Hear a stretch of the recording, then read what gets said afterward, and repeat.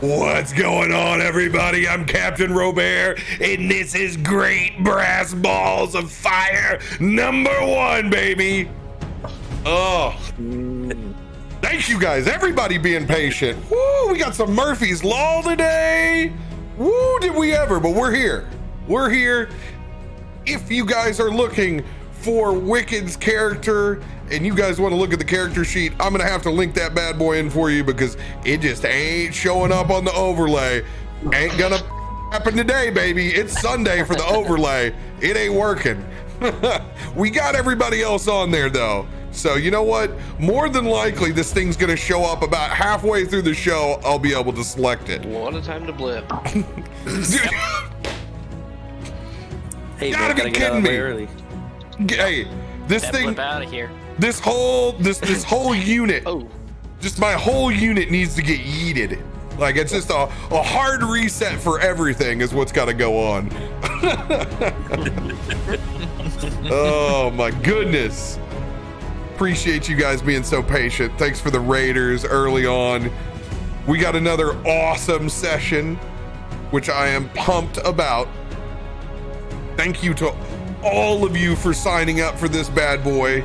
Once again, supporting all of our D&D partners, including Adam this week, which I'm super pumped about. Did not think that would even be a 2021 goal. So this is just incredible that it's happening now. I can't thank you guys enough. Appreciate Dusty Melons as well for coming in with a sponsored seat tonight.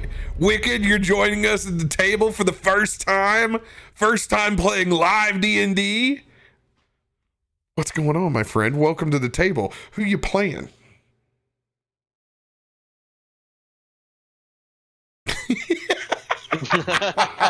Can you actually hear us? That's the question. You gotta be kidding me. is he muted? No, he's not muted in Roll20. He's popping up. I'm looking. Oh, he's trying. Oh no, His dude. audio for his mic might have decided to go next to nothing when he went to go adjust the headphones. Yeah. Oh, you poor soul. If somebody can assist him through DMs, I would appreciate that very, very much at the moment. I can hear you. Oh my God, there we go. Oh, We can hear you. Hey, hello. Saved. Hot shit. Yeah.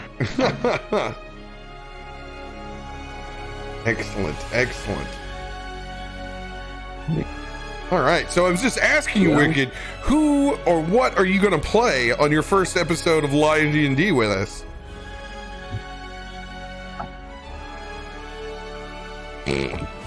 I'm playing Volacod. So we're only partially picking up what you're putting down. We may have to just cut resources on your individual PC. I'm actually DMing right now to see if what else he's got up. I told him to cut stream if he's got it. So. Yeah. I think if you definitely got the stream, you want to yes. What you'll want is just like pop out chat only for sure. That'll definitely be too much. Yeah. Okay. Yeah, I've resorted to just using that as well this time, just so I didn't have the occasional meh.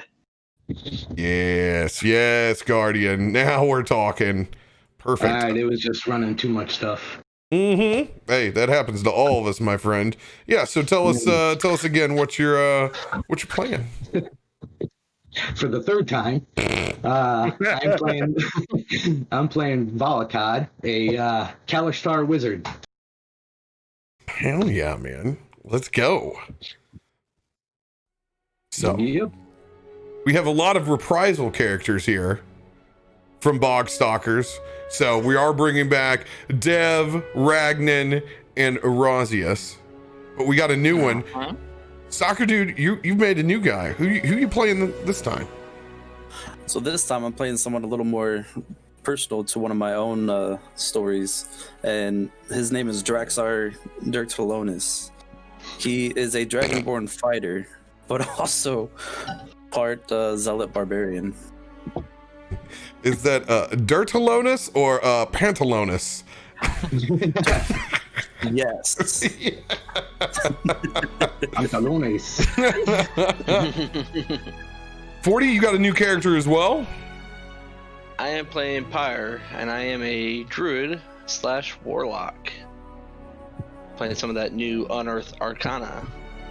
I do love you're giving me a fantastic playtest education on the Unearthed Arcana. 40 goes in last night and he goes, hey, I got a question. You know, it's not going to affect our game. It's a level 14 ability on this. What do you think about this? The ability essentially, it's normal. You pop up with one hit point after you die, but you get 5 times your level in health.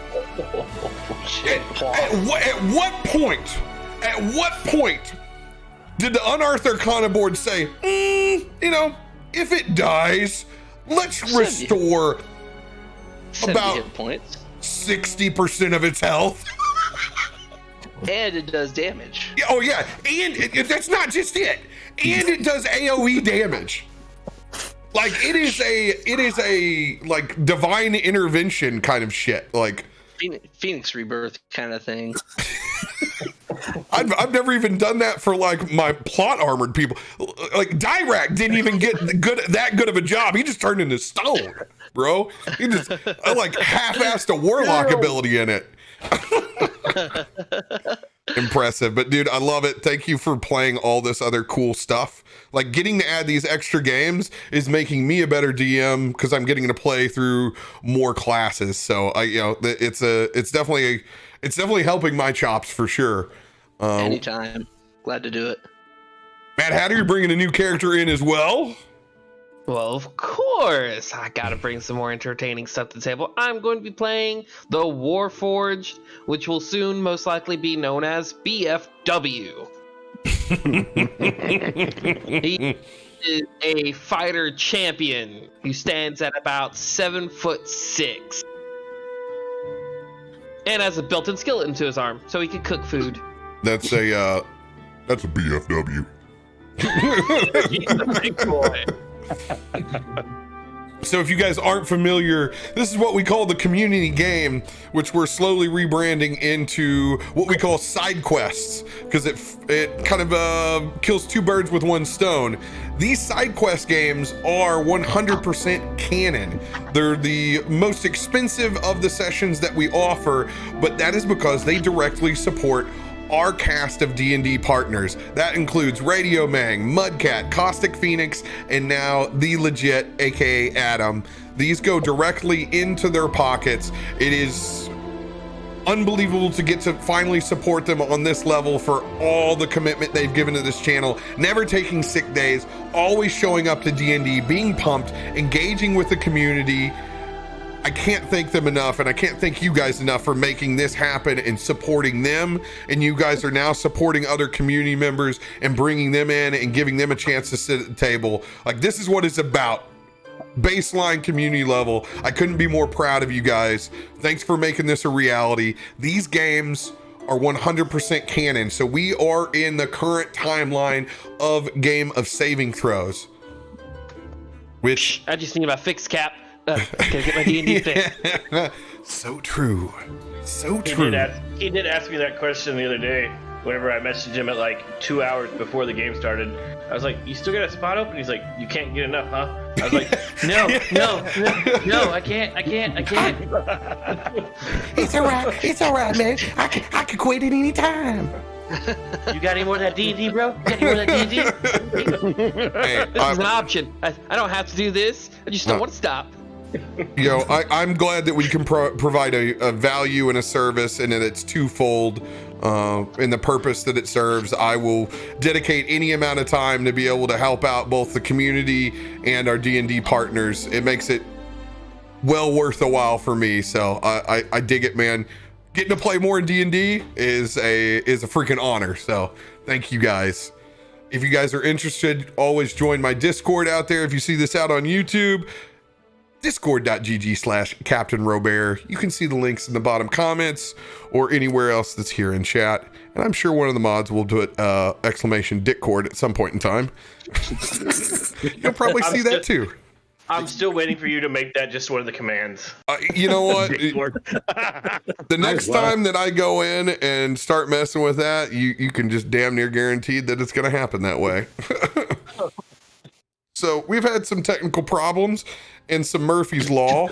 I owe these people more D&D than what they're going to get tonight. So we're doing a 3-hour session, but we're going to beef up and we're going to go beefy boy next week and go for an extra long session now that we have everything all set up inside of Roll20 and ready to rock and roll. So expect an earlier start time next Sunday.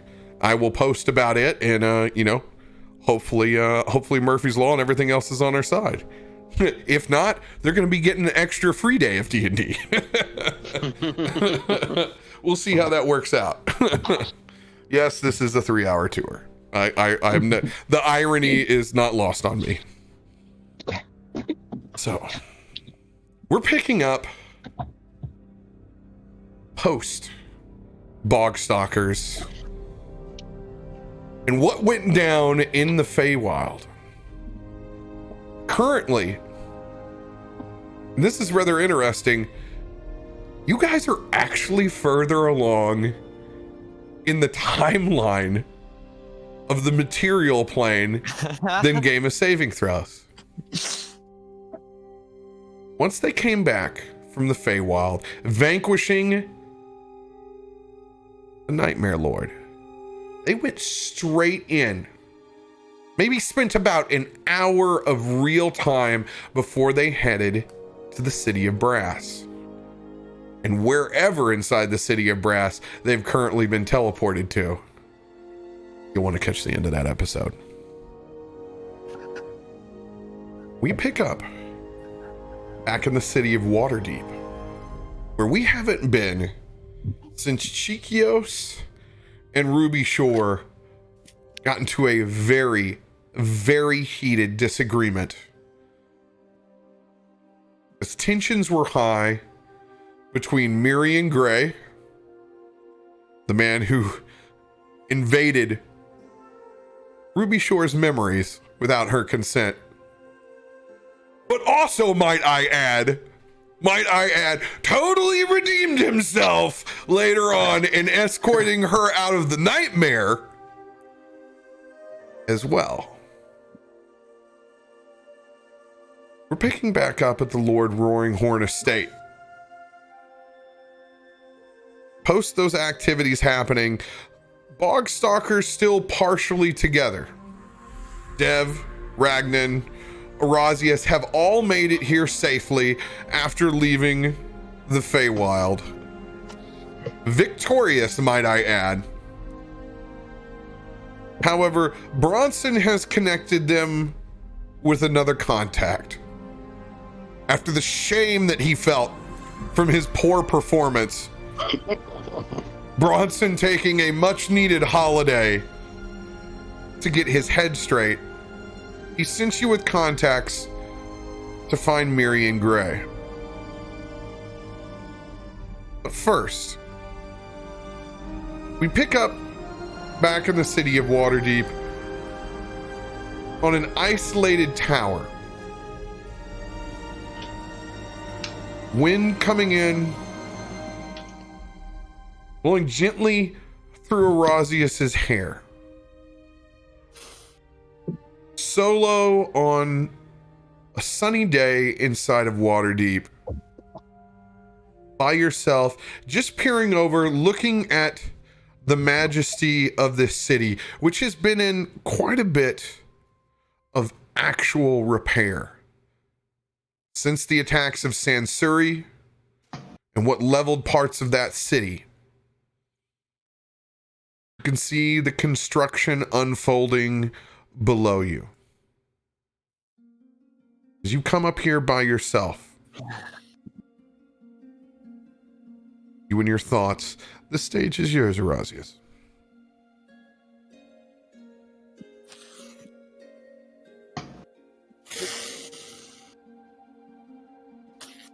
Damned it. I should have listened. I should have listened from the very beginning. They always warned us not to go into those lower sections of the quarters, to go looking in the libraries. But I just had to find that one tome. I should have never trusted the Great Old One. Maybe none of this would have ever happened.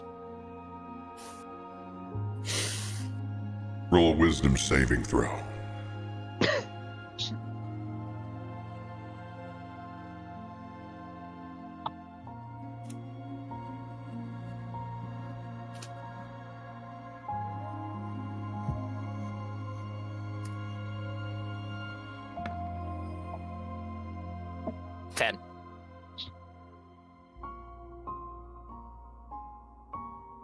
Your lack of confidence in yourself disturbs me, Erasius.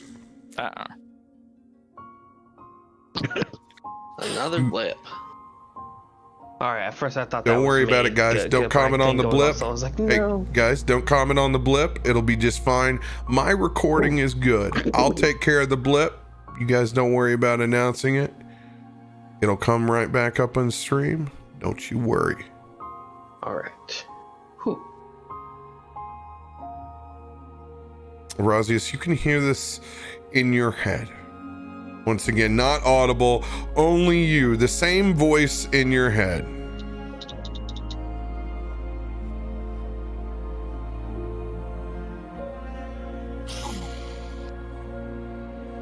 Less like a lack of faith, more like I felt like just a mere puppet.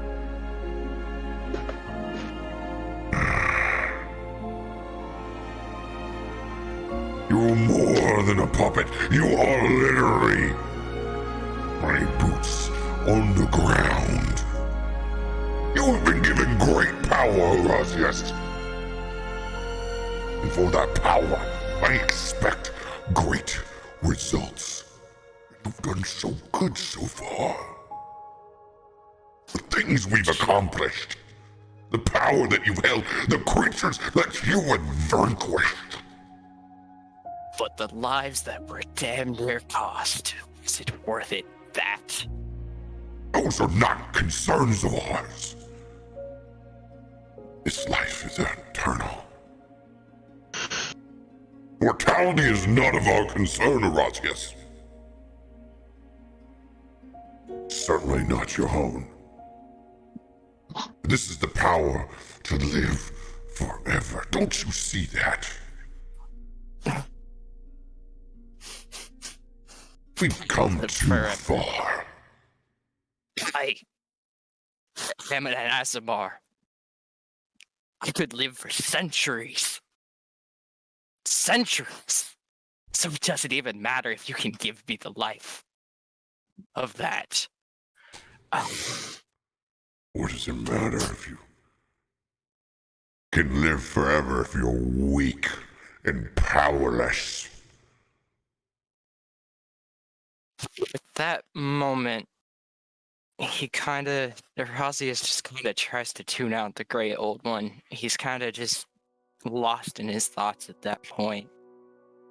Tears still going down his face a little bit from everything that happened, and also finding out about the fact that Kiki almost died at the hand Is that what of it the is? creature that was unleashed. Now you're upset because you opened a portal. Look at the item that you have in your hand. He pulls out the wand of pact magic. And he throws it as hard as he can into the city. Ah, you're as foolish as the rest of the mortals are. Great, the Old One. You have been a great ally, but I know the forces of which you work with. They warned us at home. They told us of what great evil you would feet upon the cities, should you ever be unleashed. So, with that, I will unfortunately bid you adieu. That is not how these contracts work. Don't you understand that, Erasius? You can't just leave. Erasius reaches into the knapsack that he has, and he pulls out an old dagger that one of the elders gave him when he was unfortunately cast out. Because after he discovered the tome as a fallen Aasimar, he began to take netherworldly types of appearances. He takes out the dagger, and in tears he says, "The phlegm usep pasa fool." And he takes it and he shoves it into his heart as hard as he can. No! No! No, don't you quit! You son of a... May this dagger burn out this wretched fiend's influence from within me.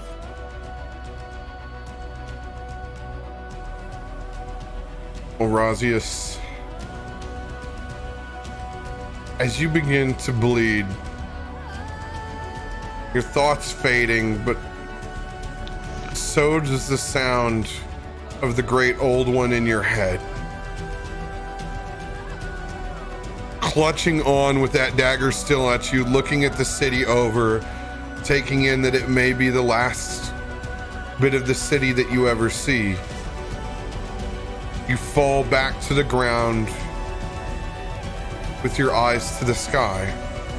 I need you to roll your first death saving throw. 1d20.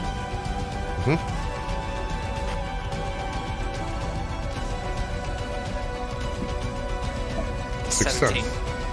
Second death saving throw.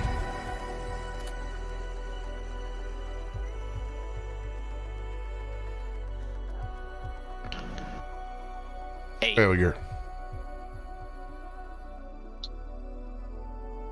Third death saving throw.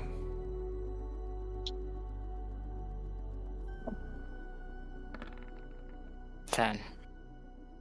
2 successes, 1 failure.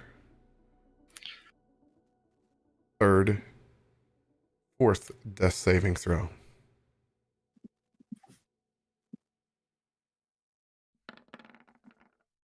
$14. As everything fades out, your unconsciousness draws a blank.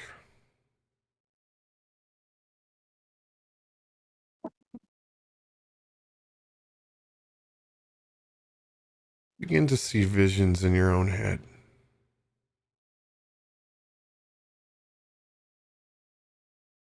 Waking up, it's not on a tower anymore, but on a battlefield. One that you don't recognize at all.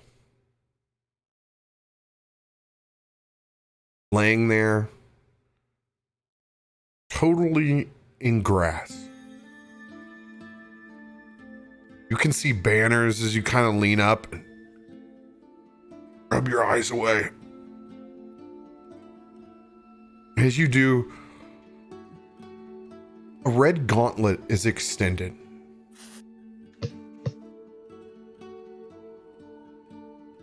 You look up and you see a knight clad completely in crimson.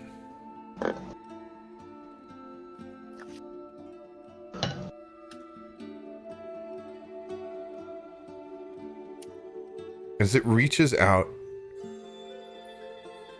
you take its hand.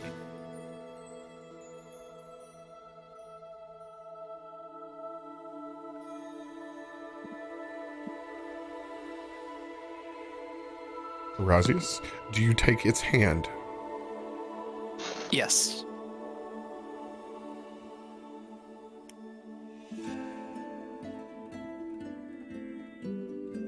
As this mysterious figure pulls you back up to your feet. Your eyes open and you're once again standing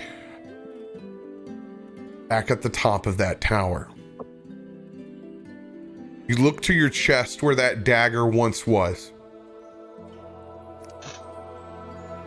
No longer there.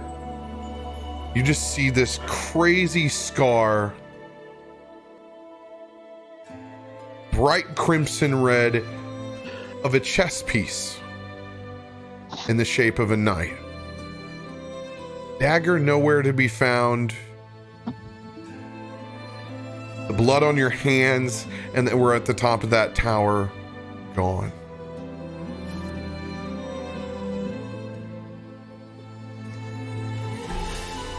As you take the time for a very emotional moment to yourself, making your way back out of that tower, I would say that you would meet up with the rest of the bog stalkers as was planned at the Lord Roaring Horn estate.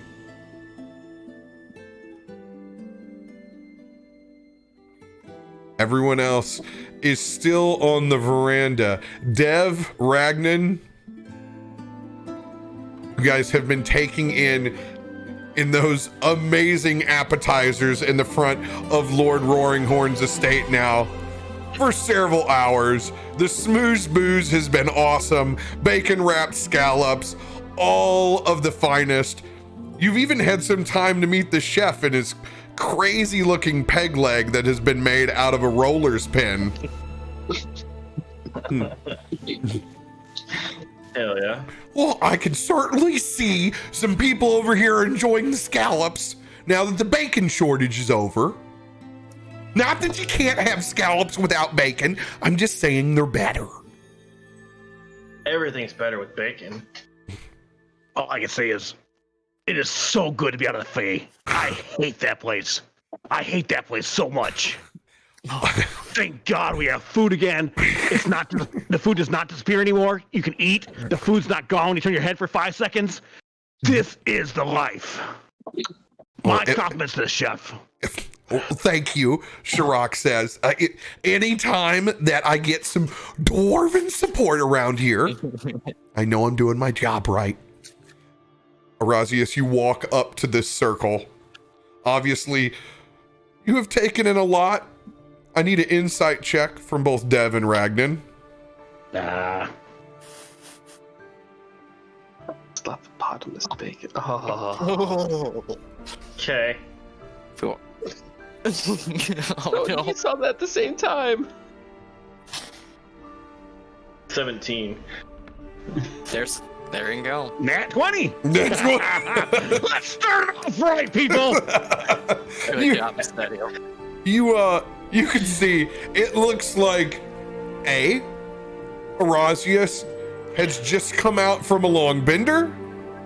B, he hasn't slept in a very long time. Or C, he's got some serious shit on his mind.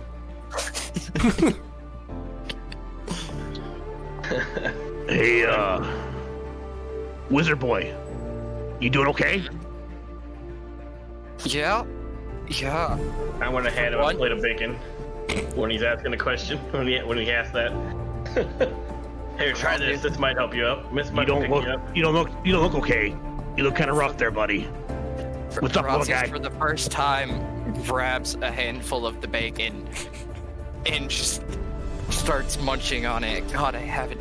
It feels so good to eat food, and it just doesn't taste like.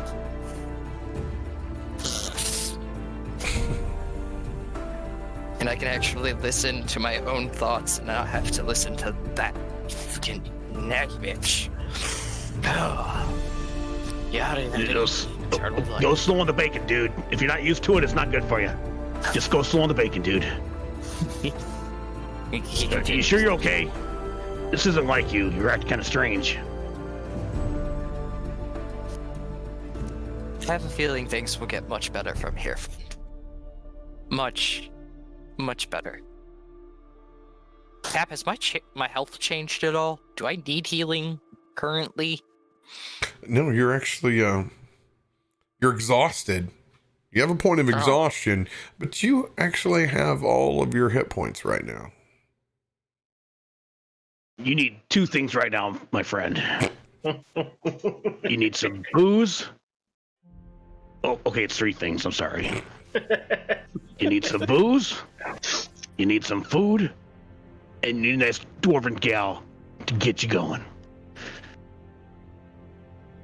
Those three things and a good night's sleep, and you're okay. So that's four things. Sorry, and you'll be good to go.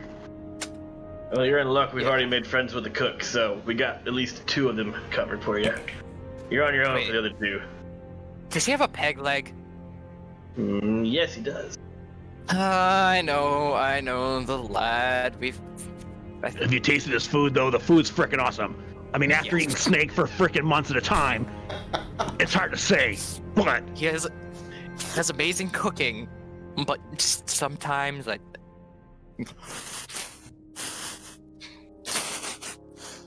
he's a goofy one.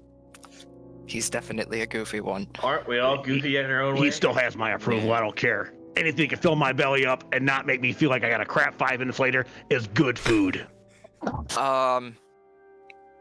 At this point, I'm gonna take the time between different beverages and food that we're all eating. I'm going to inform them of what happened. Like, the group as a whole. So about halfway into the first cocktail, you just kind of self-disclosure vomit that you Wait, first for them or for me? No. For everybody at the table. Everybody's just standing in this cocktail circle. You just kind of casually bring it up that I kind of felt like taking it all away, but it didn't exactly work. And you reveal in your head that you've released whatever control that patron deity had over you. You no longer seem to hear the thoughts of the great old one. You also relay the interesting experience that kind of caps off this crazy story of you attempting to take your own life with this badass scar of a red knight chess piece that is now on your chest.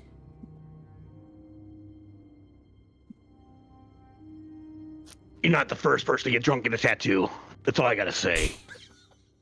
This is a tattoo. It's fine. This is not a tattoo. He just kind of pokes at it and sees how embedded in his own skin. He's just like, As he's messing with it, I'm gonna walk up and just go knock on it, just click on it and see if it's actually there or it's skin or not, if it's hard, and just to see what it is. Hey, we all know I've been there. I understand what it's like to drink too much and not know what's happening. Okay, so it's not impossible and out of the realm to get a tattoo that you don't remember getting tattooed, okay? You immediately regret confiding in 2 drinking dwarves.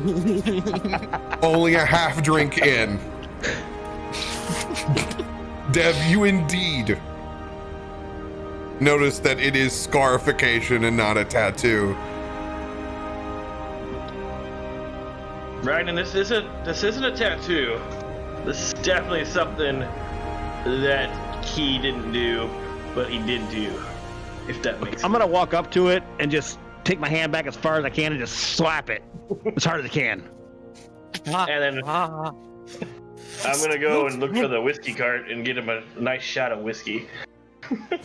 And be like, here, you probably need this after that. What the hell did you do to yourself, son? I feel like this is some sort of strange experience where you decide to tell your 2 fun uncles that you're coming out of the closet, and they just, the ramifications for them are so little that they just slap you and then get you whiskey because they're like, everything's fine. Shit could be worse. They fear they do not grasp the gravity of the situation you've been through. However, the brevity of it bringing you back to reality and out of your head for a minute, however, is refreshing. I'm just gonna take back that shot and look up and see that we have. Do we have the newcomers at the table? No, you're still out. You're still just out in the cocktail yard. Okay. Still on the veranda. You guys have a meeting very, very soon. That it is certainly time. I just wanted to give you guys a moment before head butler ushered you back in. Just remember, Razzie, there's no problems in life that whiskey can't fix. It'll be fine. Just drink. Whiskey and good friends. Yes. Eventually we get back to that place with a hot tub and we'll be good to go. But right for now, just deal with it. You'll be good. Are you sure you really want to go back to the Fae this soon? Really now, Ragnar? If we can find a hot tub here someplace, a material plane, I'm fine. We'll find one here. Okay. We should probably head in soon. Let's get to this meeting. Let's just find out what the next job's gonna be.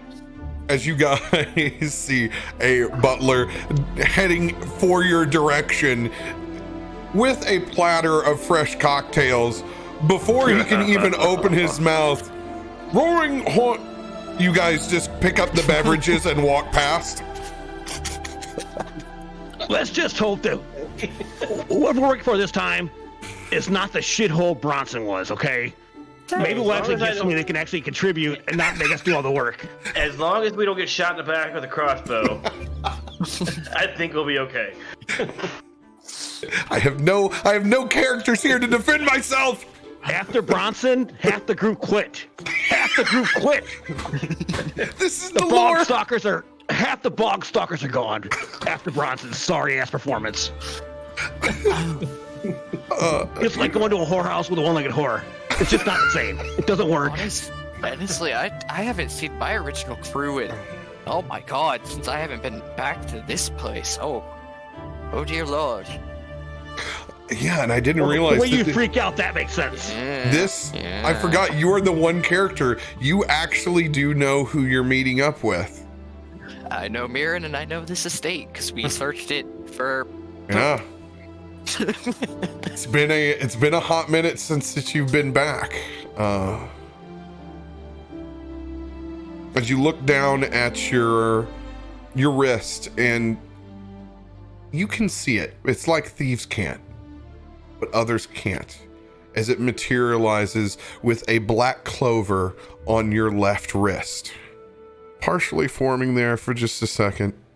Just as you look down, realizing that it's still there as it fades back in to your normal skin, unseen by anyone else.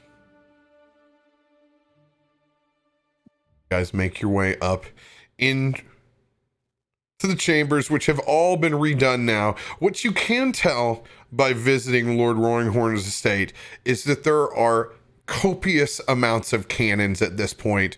There are guards almost at every checkpoint possible inside this joint. It has become well fortified from its previous laissez-faire state.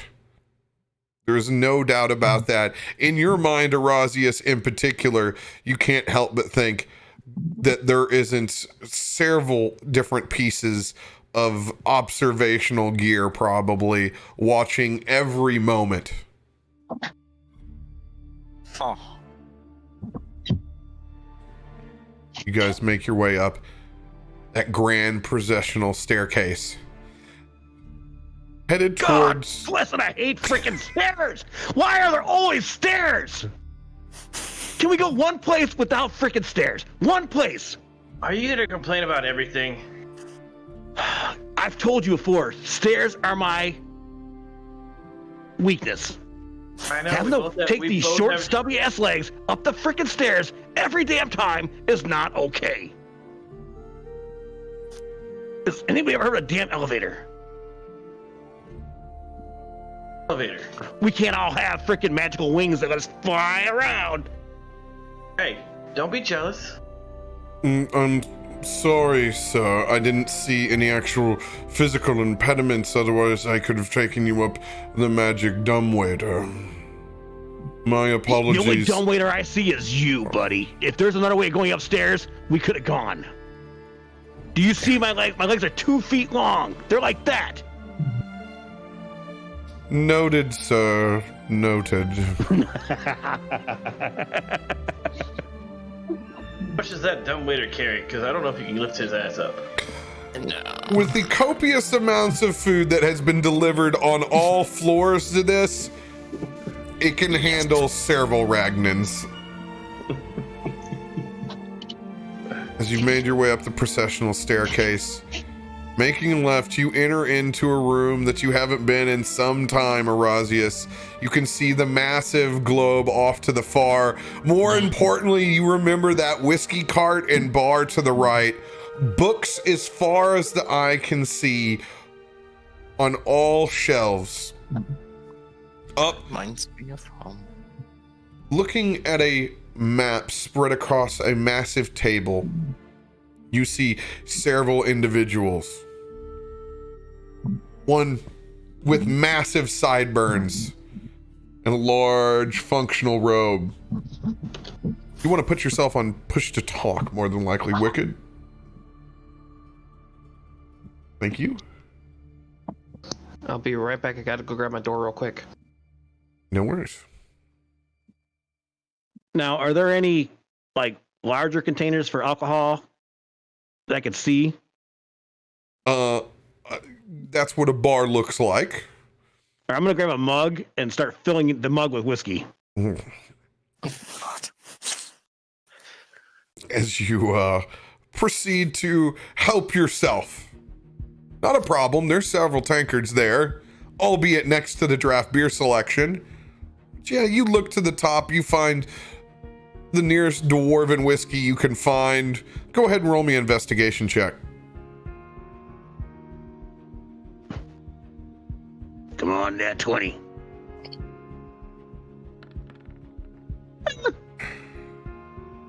That's not horrible.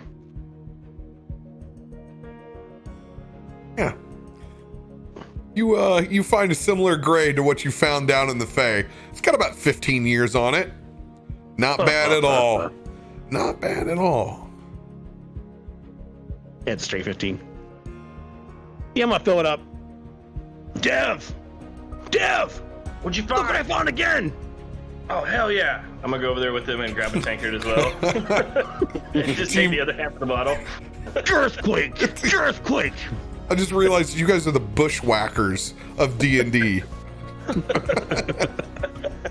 As you guys fill up whiskey tankards. You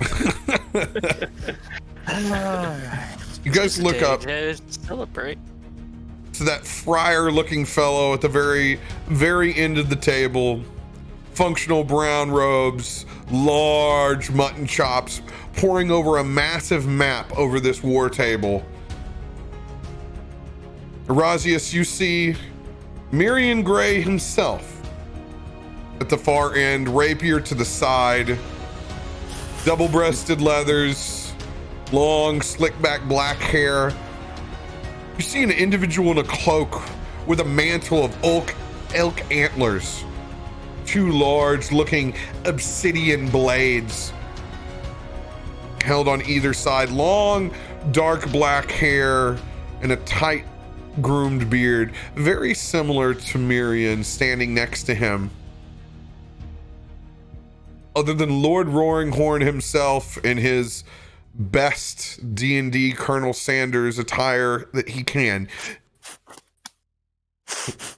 Draxar, describe yourself as you're standing next, poring over this map. So, Draxar, he's about a 7.5 foot tall,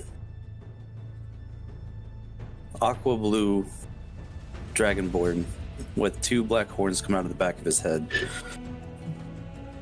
You can notice he doesn't have any armor, but he's got a pure white,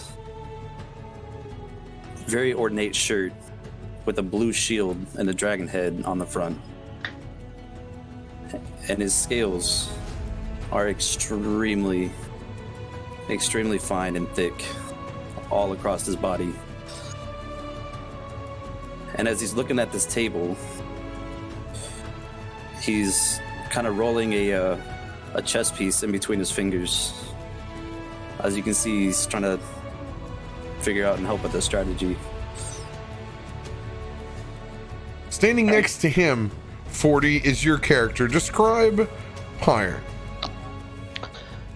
You'll see about a 6.5 foot tall tiefling, orangish red skin, long black hair, and actually a couple long horns going back, just like Draxius, or Draxus, whatever his name is. And he'll be kind of fiddling with a ruby ring on his hand,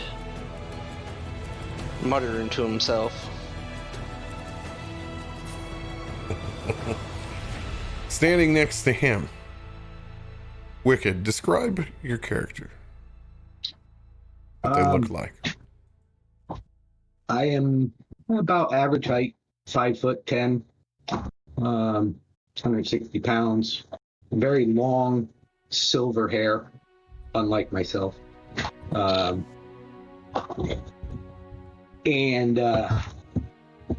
green eyes. I mean, like neon green, very piercing, and just cloak, nothing fancy, just not really showing any wealth, but not dressed poorly either. Excellent. Cloak. My cloak is like a reddish, like more like a rust.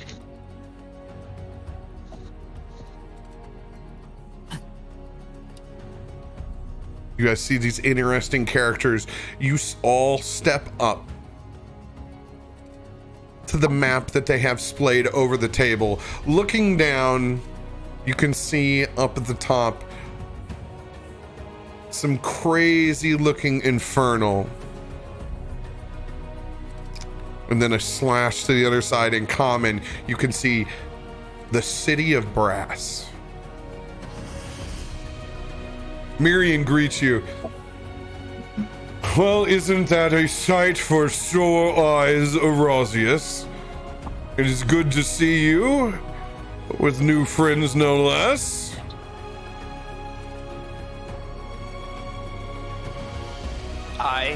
These friends have been through hell and back. They're very dependable, Miriam. It is great to see you as well. Good to hear. Hell and back is correct. That is the proposition that is laid before us. Might I introduce you to my brother?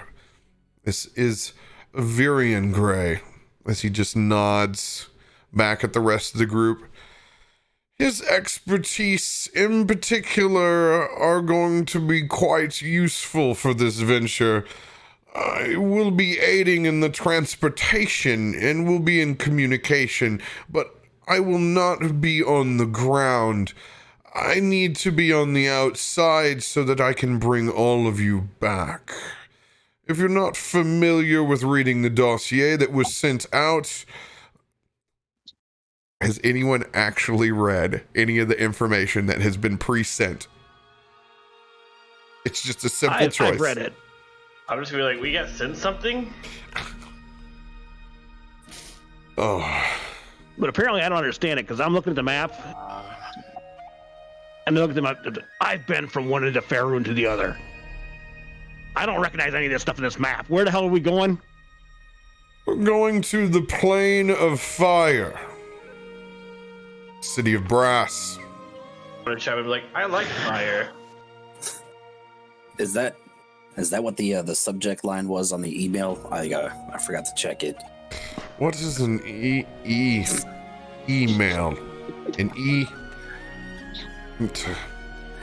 Yes, that was sent by Raven. We sent 3 of them actually, and it's like a montage of these things being dropped off at several different locations of wherever your apartments or inns are at. There are no doubt bottles of whiskey and ales and containers. You can see them still held in their wax paper in various different locations in disarray.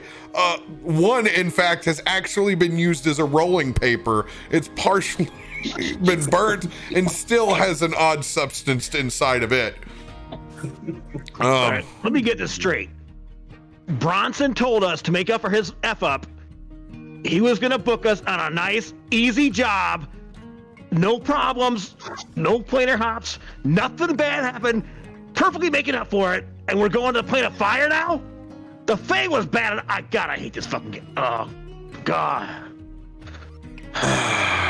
It is Why good to see do this. I work with these people? You live up to your dwarven sensibilities. Truly a pain in the ass until we get you onto the battlefield. That is all that matters, though. If I see that guy again, if I see him again, there's no danger. He can't hit the damn thing. He can't hit it outside a barn, so I'm fine. I'll just kill him. No problem. Virian looks back across. The only reason that you're even standing here is because of Bronson. So you can thank him for the job later. The only reason I'm still standing here is I've not had this dwarven whiskey yet. Once I've had enough of the whiskey, I won't be standing here anymore. I'll be laying here. You'll need it. This is quite the plan. Albeit that it is not exactly how I wanted it to go down, but we don't have a lot of time. You see, we got a friend that we're gonna need to let loose, and we ain't got much more time to wait. This is truly what we like to call a smash and grab here, gentlemen. As he looks across over at Pyre. Do you have experience inside of the plane of fire? I'm assuming that you do. Yes. We got ourselves an insider here. Thanks to Mirian and Virian's connections. Someone who's used to being there. He says Pyre. As you can tell, is a man who's walked that plane a few times. This is our man on the inside. We need that extra boost because the city of brass and its winding streets, you're gonna need it. Welcome to the party, my friend. We're glad to have you. Indeed, but who invited the bearded children? Well, they may look like children, and they may act like it too, and I am certainly one to go right along with them. The one thing you can say about my kin is that they're professionals. And with 50,000 Afriti sitting down there and multiple portals to the Nine Hells, you're gonna need the muscle. You can thank him later. As I've said for the newcomers, my name is Braden Barley, and we're here to save my friend. We have another team going in straight to the jails of the city of Brass. We're there to break out a dear friend of mine that was taken against his will. And we're gonna do our damnedest to get him out before he goes any further down into the depths of hell. Our job is to cause one hell of a distraction, but not just any distraction. We're going after a particular general, a real cruel son of a... His name is Bloodhand.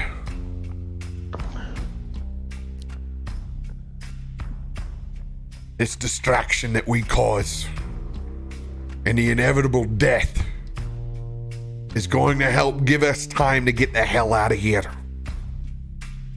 As I've said, our man on the inside, Pyler, he's important because you can get lost down here and there's a lot of baddies that you're not going to want a piece of. You're going to have to come together as a group. It can get real nasty down there real quick. Here's Well, the you picture. hired the right people. We like it nasty. And we Good. also like to destroy shit. Oh, Agreed.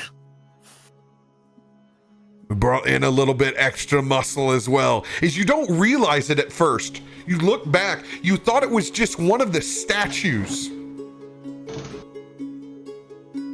Almost Greek Adonis-like in its nature. This incredibly built machine, knight, in the back, begins to move forward to the table. Holy heck! What the fuck is that? That is one VFW. That is a big head. I'm gonna walk up to it and like knock on it with my hammer, just clink on it.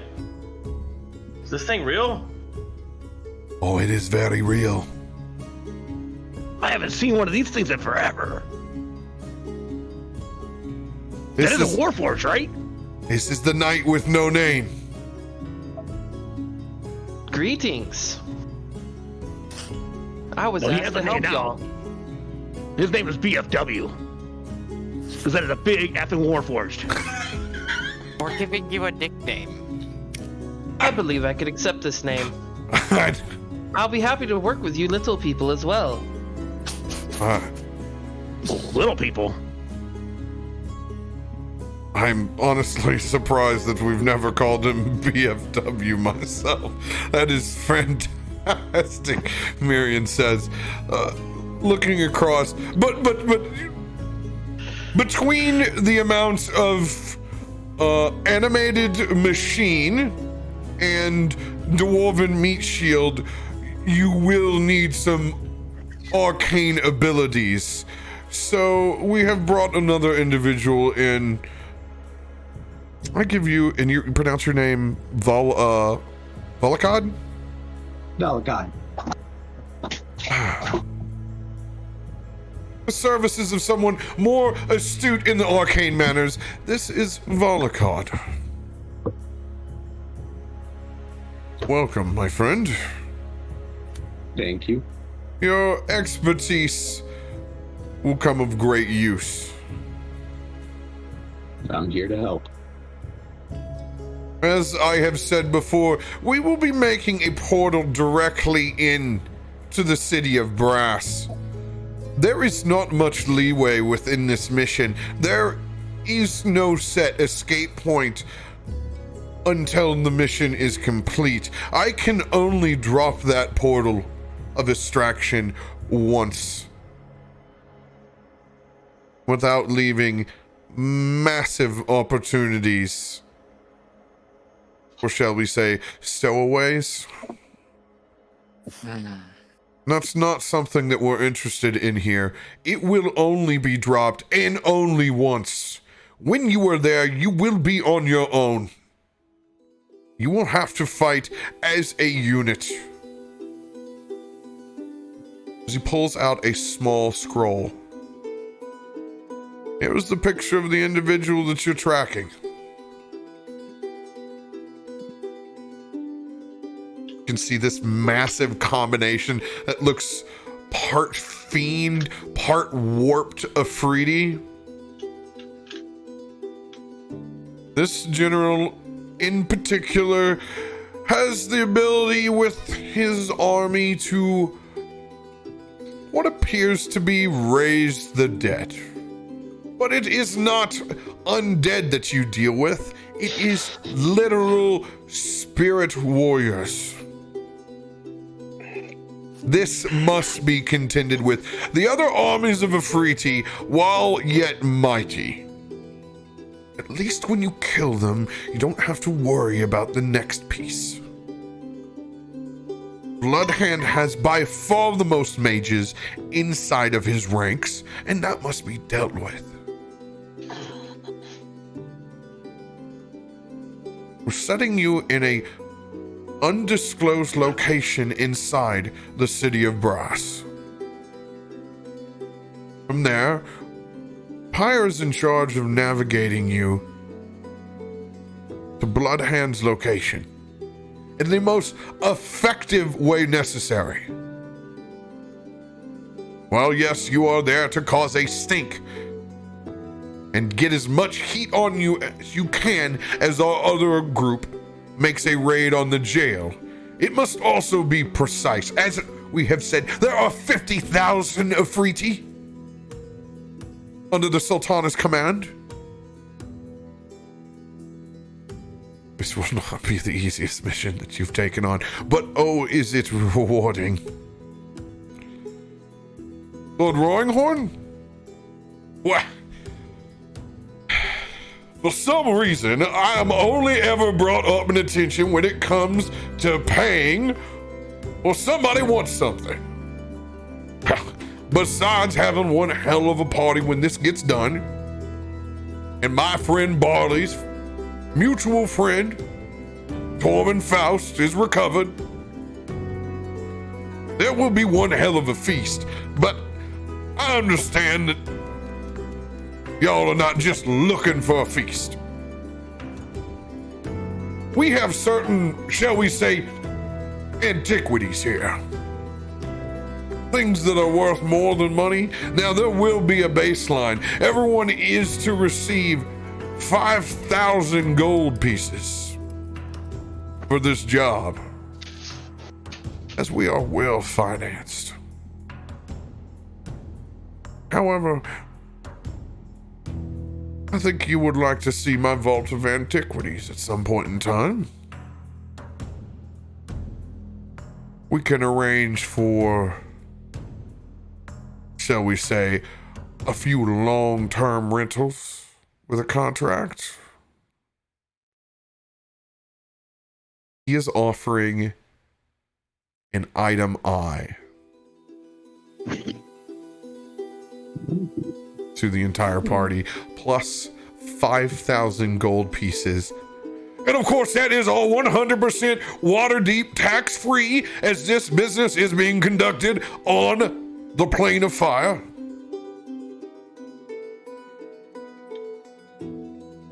Analyzing target.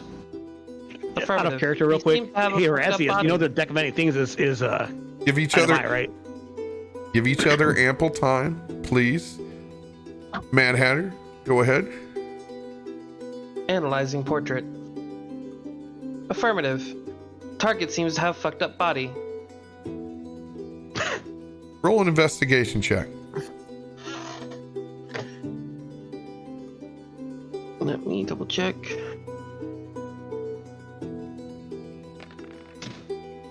Why does that thing always go crazy?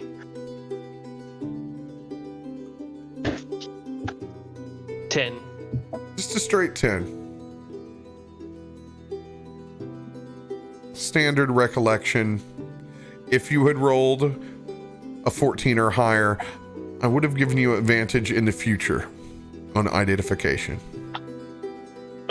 I'm okay with this. That would have been cool, but I failed it. It's fine.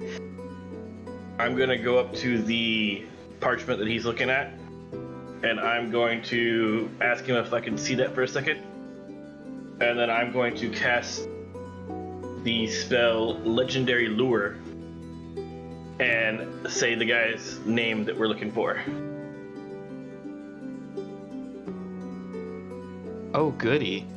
There you go, Cap. It's in. Roll 20 for you. Bloodhand. Name or describe a person, place, or object. The spell brings to your mind a brief summary of the significant lore about the thing that you've named. There's a lot of paragraphs in there. What else does it do? There's a lot of info. Does it give you his exact location? I don't think it gives us the exact location. It just gives us information about the person or thing or place. All right. That can be useful, and it's got to be, and it's accurate information. Full on dossier It elaborates on what Miriam Gray has told you, that in particular, his regiment, his warriors are able to supersede death. He has some sort of planar curse on the humanoids that are in his control. He has been amassing a slave army for generations. Bloodhound's actual age is unknown, but he has dealt in particular with devils and their contracts breaking for centuries. Stockpiling his army essentially has become an outlet instead of them becoming lemurs on the first plains of hell, in a service to him instead of becoming a mindless servant to those legions of hell.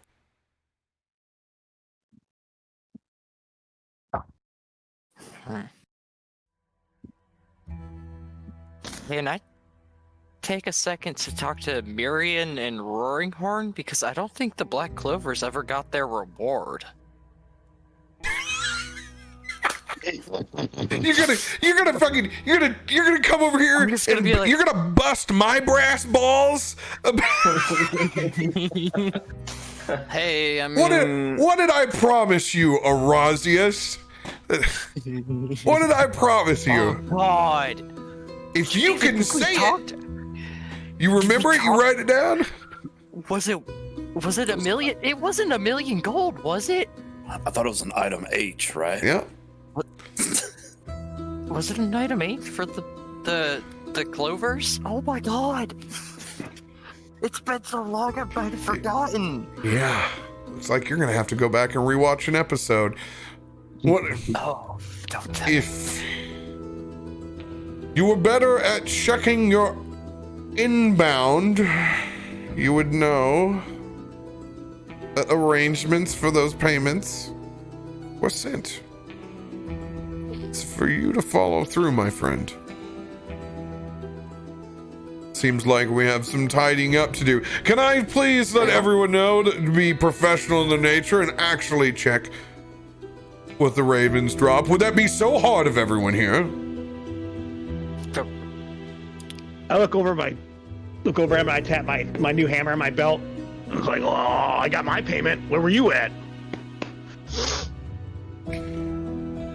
I thought wizards could read. He just shakes his head. Leans over to his brother. Good luck with these two. Thank you, brother.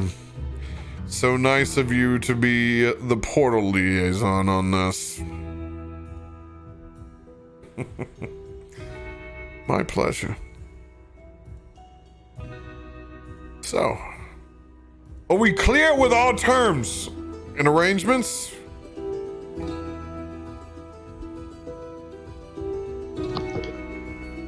I think Affirmative. agreeable I agree. amount. I'm just gonna raise up my glass. I heard feast. It's always a pleasure to do business. Good. Okay. Cause distraction and eliminating targets. Myself. I will also be in this pit of fire with the Orestians. I'll be assisting the group on the jail. In particular, we have a razor claw to deal with. Please remember to remain safe. Razor claws can cause quite a bit of bodily harm. I've already seen him once this week. So, gather around, everyone. It's time for one last blessing before you go in. Shanti, watch over these warriors. Well, we may be mercenaries today. No doubt by the end of this trek, the folks that are new will become brothers. And if any of us don't make it home, may we perish in those flames and make our way up to a higher plane. And no one gets stuck in this infernal place. I give you the blessing, Shantae. As he casts Bless on the entire party. I do not sense or see a Shantae watching us. Do not understand. Some things aren't analytical. You have to feel them in your heart. BFW. Wouldn't expect you to know that or understand, but maybe someday. If there are any other provisions or, as I can see, doors, whiskey that is needed for your courage, let it be done now. Miriam, let us prepare that portal to the first layer of hell. Oh, we're leaving now? He looks back. Yes. Time is of I the pull my essence. backpack off, and I'm pulling out my water skin, and I'm dumping the water out of the water skin and filling it up with the whiskey. Actually, gonna follow suit on that. Yeah! Stock up! You saw what happened to Feywild. We can't have that again. As I'm seeing these dwarves do this, being rowdy, I'm gonna mutter a few words under my breath and cast Pest Without a Trace. Is there any bacon available? Yes, there is bacon available. I'm gonna grab as much as I can and shove it in my backpack also. Can I look at the butler and be like, maid, I asked for easy to cook provisions, and then I'm gonna hold out my bag. Cap, do you want to burn that chef's piece you got earlier? Butler just kind of turns his head oddly as you make this request. We do not have much Certainly. time. Will you please assist? Yes, we will send the cart up. As he kind of shakes I would his head. please like things I can cook myself. This is strange. As he walks out, there's a cart of various raw material for cooking is made its way up, all tightly wrapped up in a nice bag of coaling for you to avoid spoilage.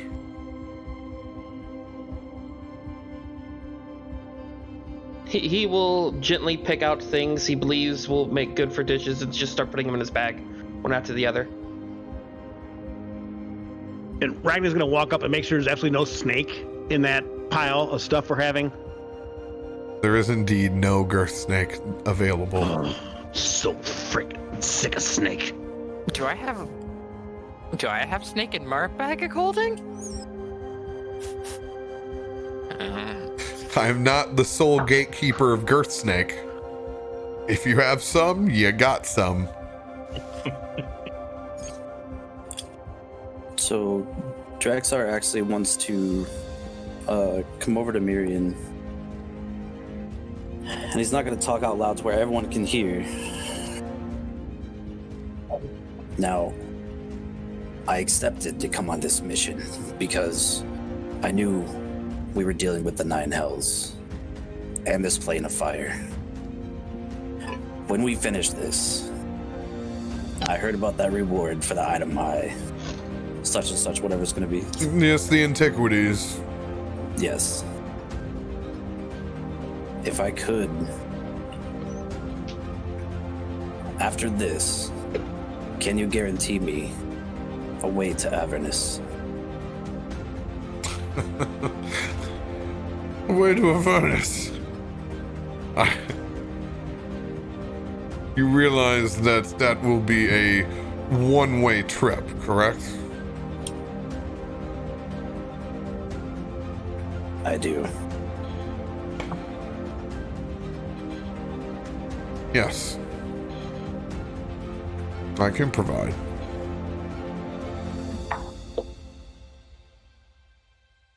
and with my power of Bahamut. You have my axe. Good. Oh, and remember, you're not too kind to those deities down that way. Try not to shed too much of your light while you're down there unless you're smiting foes.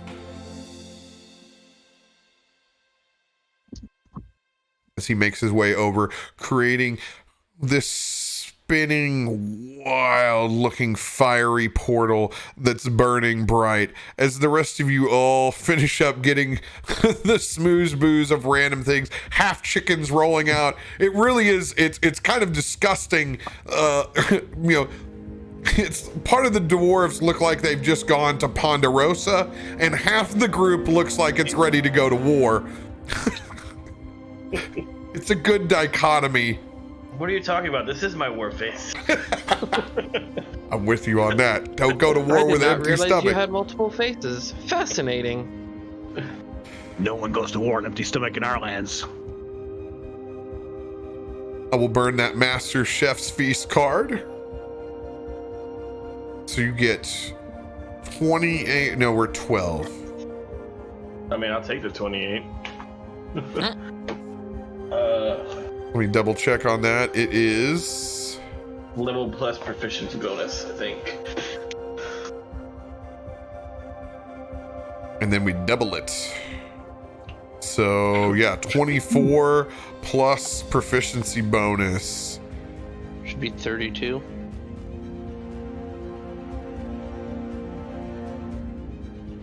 Give me 1 second.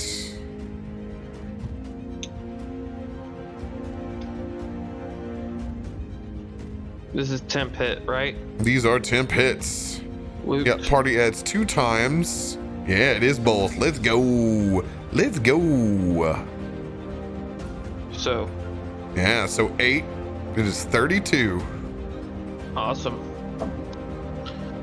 That puts me at a grand total of 164 hit points. Weak. I was thinking the same.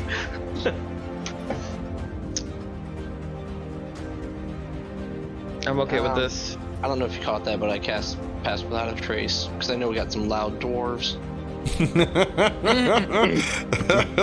Yes. Plate armor is not for stalking. It's for chalking bodies.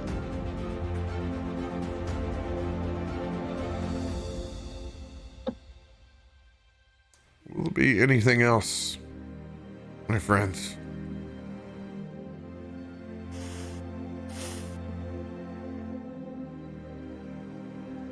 Oh, for You'll to do also this, we take gotta a small do it. supply of water and add it to the pack because the doors impede out theirs.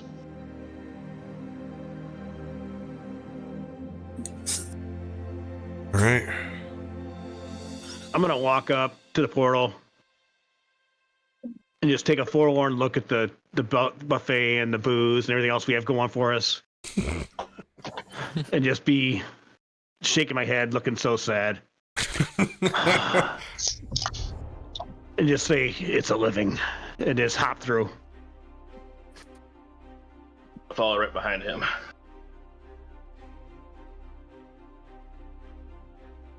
As Virion walks over to Pyre,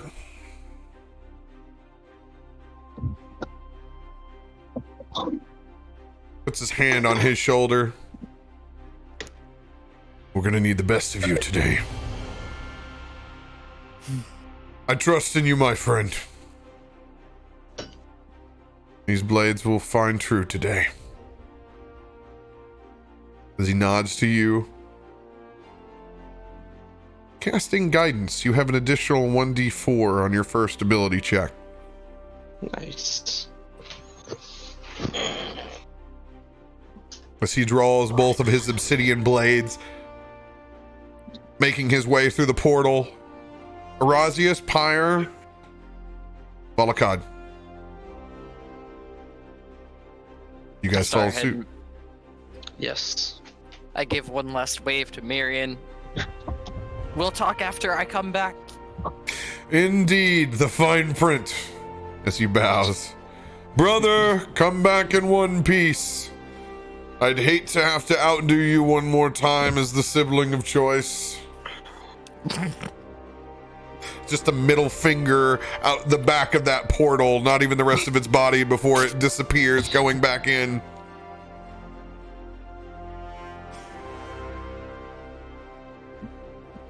As you guys all pass through that portal, you can feel the heat on your skin, sand against your face, as you guys begin to travel from the material plane to that of the plane of fire. Go refill your beverages. You're gonna open your eyes back in the plane of fire.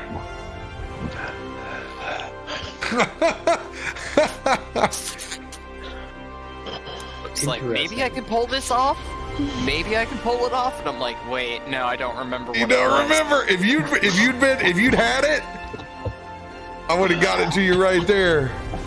So I messed up on his height. I put him at max height. That is not 7.5. That is 7'10". It's the BF. He's a BFW. He's a BFW. That's quite the size for anybody. I like the Oh, reaction. man. Why are you picking out food? You don't eat.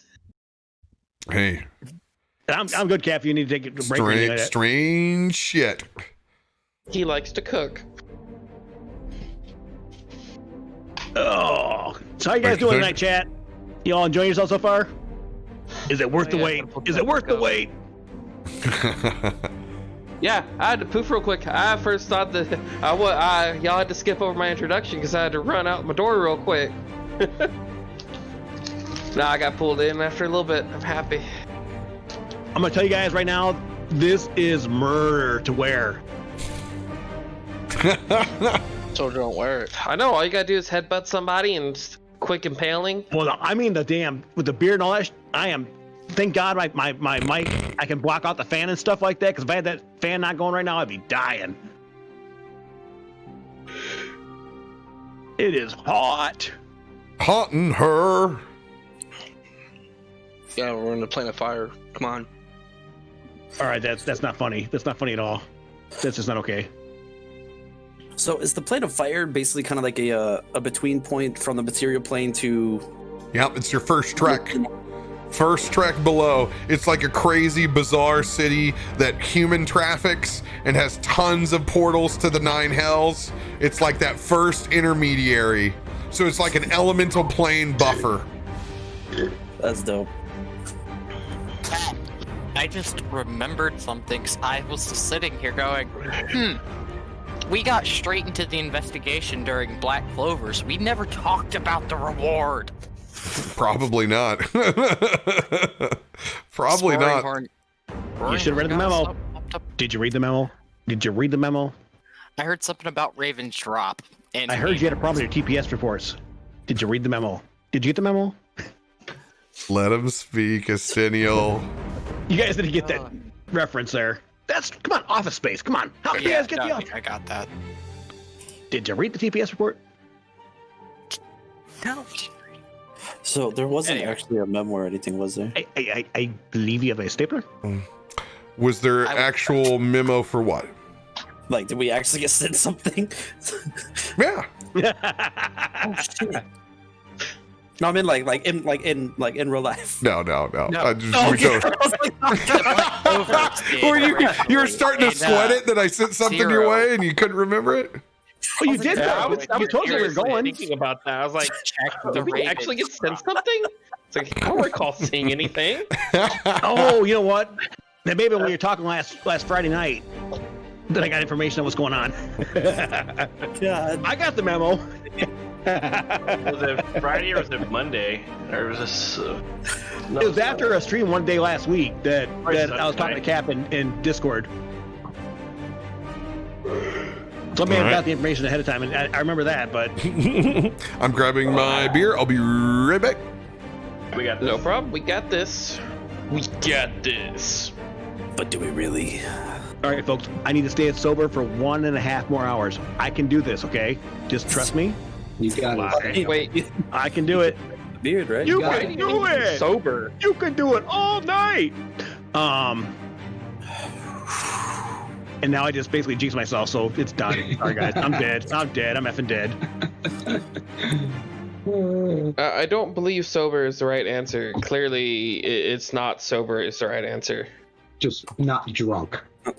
People play D&D. I mean, okay, let's be clear. When I say sober, I mean that I'm still functional and standing up, and not I swear to dozing drunk, off. I'm not God. Come here. There's people that play D&D sober. What the hell is wrong with them? No, I'm kidding.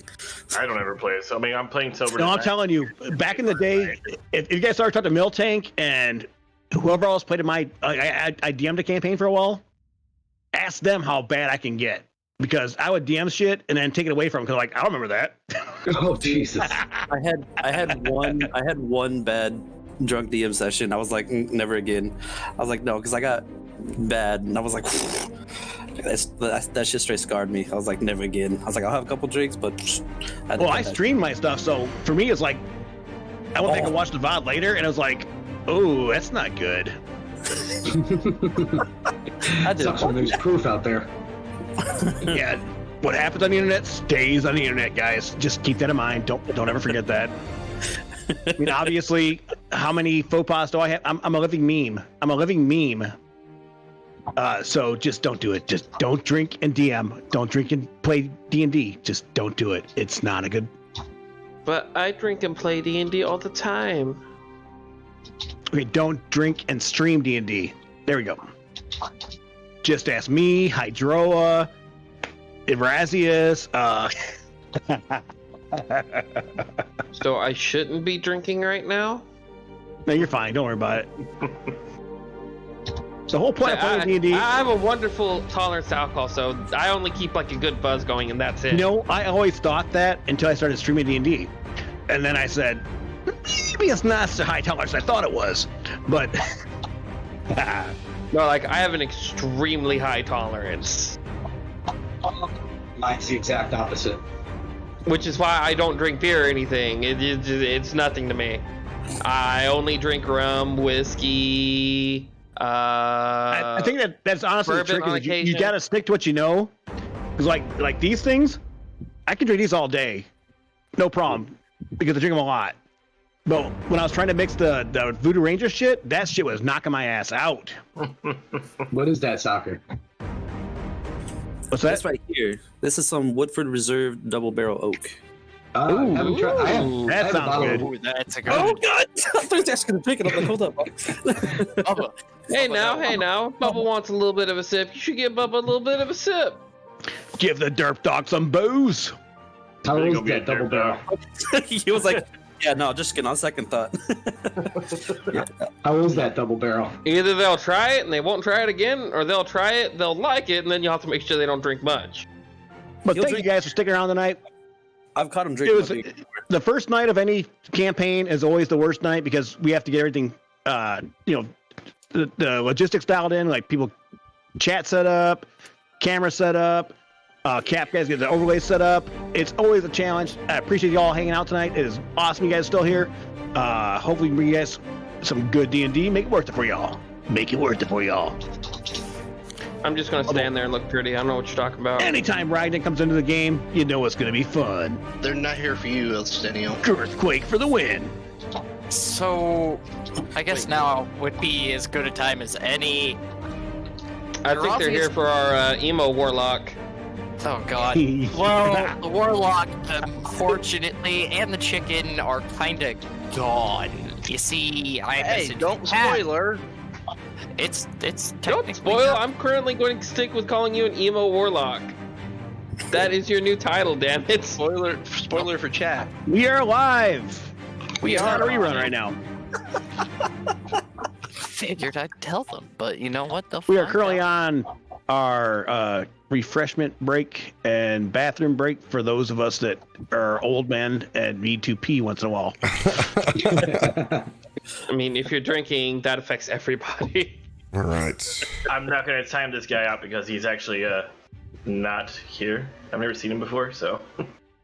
No, I struck that as actual a legitimate question, not a that was a legit question, troll question. Not an Estenial ask. Let's ban the mods. You're welcome. What is your name anyway? Sundali? I can't. Okay, to be very clear, to stay in costume, I have no glass on right now, so I can barely read chat right now. I'm like, what is that? I can't read the name. It starts with Sun though. I'm gonna stick with Sun. Sup, Sun? Sun Daily Knits. Winky face. All right. Oh, Sunday Link. There you go. Oh, there we go. Okay. Awesome. It's always funny too when you see a name actually spelled out that it makes perfect sense. So it's like, oh, how did I miss that?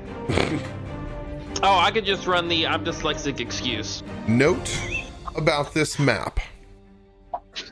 It is a spiraling city. There are multi-levels. I don't know why I have decided to punish myself in this fashion, but there's quite a bit. Hold on, just 1 second. Wicked, is there a way to give yourself push to talk? Do you know what push to talk is on your setup? Not a clue. Oh, you can set it up through Discord. I did set it up, but I don't know what to push to talk. Oh, open up your Discord. Yep. Go to user settings. The same cogwheel we went to earlier. Voice and Can't video. hear him now. Hold on. Oh God. I already have pushed. All right, so you gotta, whenever you hit the button to push the talk, push the button, wait a second, and then talk. Finish what you're saying, wait a second, and then let go. Because there's a second or two delay in your voice, and it actually queuing up. No.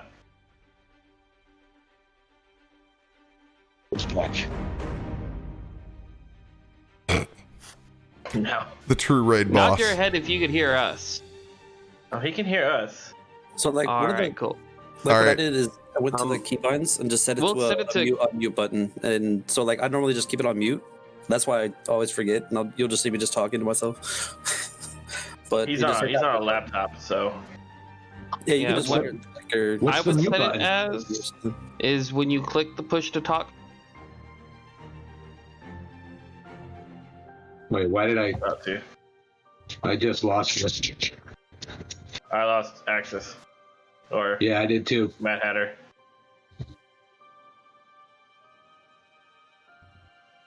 Mad Hatter's still on mine. I can't hear him. So I'm now using the push to talk real quick as an example. But what I like to do is after I click the push to talk box, on the bottom right below it, you have the shortcut key part.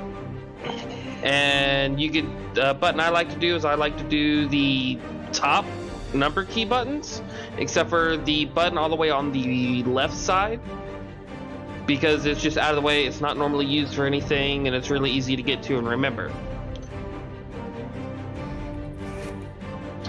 Is that working? That did, yes. Okay, that's working. Yes, let's go. Perfect. Fixing technical stuff on the fly. All right, all good. We do it live. You told me to do it before, but when you did it, I didn't know what to push, so I kicked it back to the other way. All good, my dude. Yeah, I just always set it to that one key because it makes it really easy to remember, and it's almost used for nothing else. So, as I was saying, point of order on this map. There aren't blacked out sections of it because you'll be raising and going multi-levels. I may actually split it into subfolders later on, but right now you will be able to see areas that are technically blacked out. All you need to do is ask me, hey, can I actually see this area? So feel free to ask me plenty of map questions about what exactly is going on here, because there is a high level of detail. I'm kind of scared now of this map. You should be. It's Yeah, this could be bad. I'm gonna zoom all the way out first.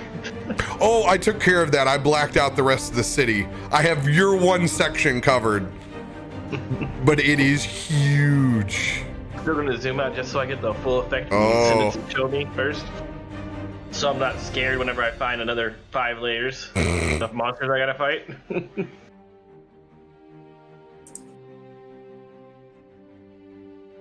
So, as you guys open up your eyes, appearing in some sort of stone chamber, bursting out of this flame portal. Falling out, you can see tapestries, decorations, very ornate in nature. Currently unable to see exactly where you're at, you run up to the windows looking out. You can see the seas of lava flows below you. You can feel that heat. Volcanoes off in the distance. Sand blowing up against the window. You are now in the plane of fire. Pyre, I need you to roll a survival check.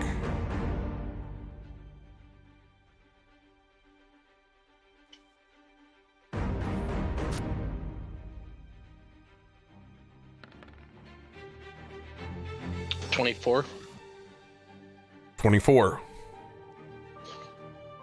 You are indeed, by looking up at the military conquests on the wall, you have made it to the officer's quarters of Bloodhand himself. You know that you are currently on the first floor of a spiraling building, and you have to make it up to the top somewhere. You do not know his current location, but you know you have to go up. As you immediately run over to check the security of these doors, both of them held in place. If anyone is doing anything pre-initiative, now is the time, as you're just readying this room. As Virion gets his blades out, make sure to get yourself prepared, because all hell will break loose when we pass through that door. We have minutes, gentlemen. May your gods be with you. Dev is gonna pull his warhammer out and his shield, and he's gonna clank it together, and he's gonna cast a Shield of Faith on himself. And then he's also gonna go ahead and do the Spiritual Guard Spectral Weapon. And then we're gonna start out with Beacon of Hope for a little bit as well. All right, Beacon of Hope is gonna be your concentration spell. Let me go in and dig that old scythe out. There she be. All right. And Pyre is going to cast Flaming Blade as a scimitar of flames just manifests in his hand.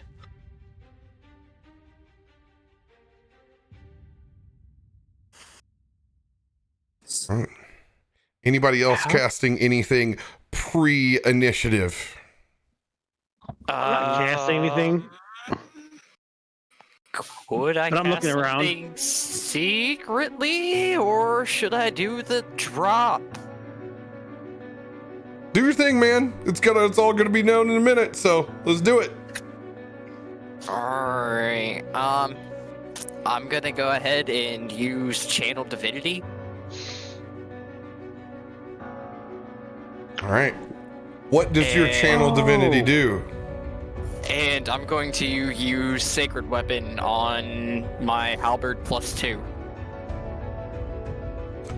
By the way, I just saw your messages over here. You want to use that, we can take care of that. Okay. All right, so you want it on your main blade? Yeah. All right. As you take your blade out, Erasius, you guys can see this crimson red aura that goes around him as his blade lights up with a radiant crimson flame around it. It is going to do radiant damage instead of fire, Erasius. I can dig it. What armor are you currently wearing? Right now it's just half plate.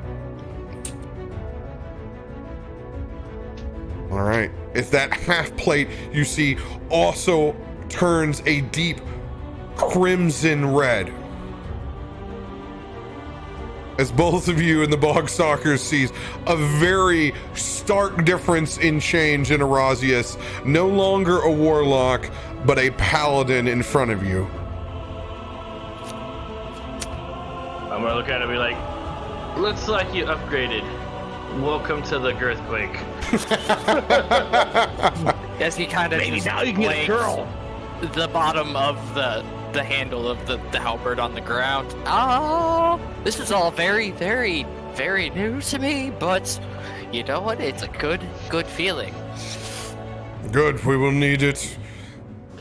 Virion cast enlarge as he's gonna get up to the size of Draxar and BFW. We will need every bit of advantage that we can get. Query, which door would you like me to go through first? I believe that one. As it points to the sign. Move. Yeah, he'll immediately move to where he pointed. As that door Just give the signal. Swings open. I need everyone to roll for initiative. That's a 1. Oh, that's roll first. Take your number, hold it, don't tell me until I ask for it, please, and thank you.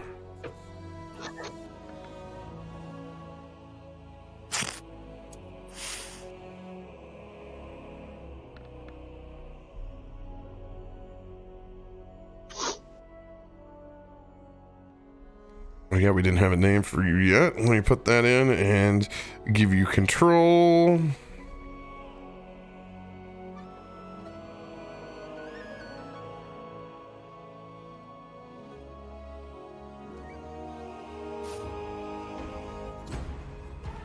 All right, Draxar, you got control of your token now. Everybody have control of their individual token? I do not. All right. I do not. Wait. Or I do not either. I do. I do not yet. I do.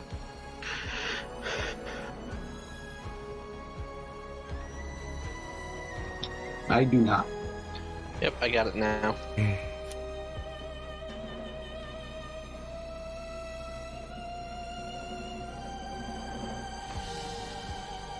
Mad Hatter, what username are you in underneath right now? I put it as BFW. Okay, there it is. There it is. Best name ever.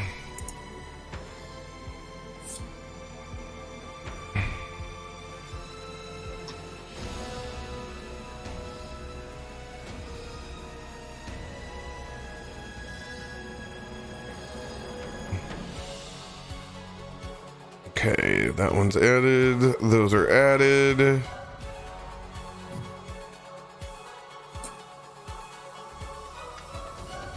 Wicked, what is your name in Roll20?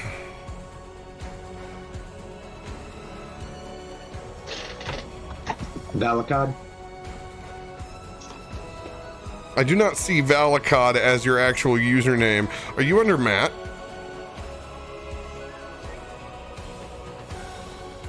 Not that I'm aware of. Like, what am I logged in as? Yeah, it's your Roll20 name. It's gotta be. Should be Wicked Dust. No Wicked Dust there, my dude. I'm going to assume that this is yours. Let's see if you can control. Yeah, can you control Valakad now? How do you actually control them? You just pick up and drag and drop the token. You'll go to the Nope. left-hand side, the top. It'll be the little arrow. Click on that first. Oh, I think that's where I screwed up. And then you can just. Oh, there it is. There it is. It's in there now. It's in there now. Let's go. Okay, now you have control of your token. All right, everybody's got it now? Nope. Yep. Oh. All right, you're the last person, Erasius. There you go. You're in. Let's go. Okay. All right, Ragnan, give me a number. 19. Dev. I'm burning an alert card in 18. BFW. 18 as well. Valakad. On my D&D Beyond, it says +4 on initiative. Mm-hmm. Does that add to? Do I add that to what I rolled? Yeah, so you rolled a 12, and you said it's +4? Yep, so it'd be 16. Yeah, so it'll be 16. Let's go. All right, Erasius. I got an 8.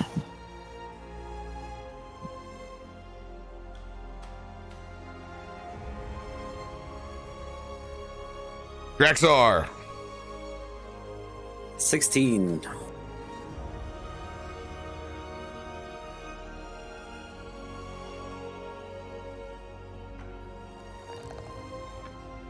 All right, Virian is in at 14.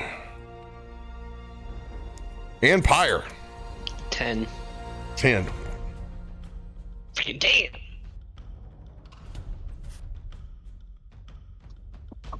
Before we take off, can I cast Mage Armor? Yes, that was that prep time in between there, so you're good to go. Go ahead and get Mage Armor on yourself.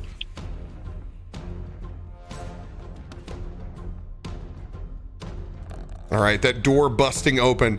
Oh, God. Where were those 20s when I was Bronson, damn it?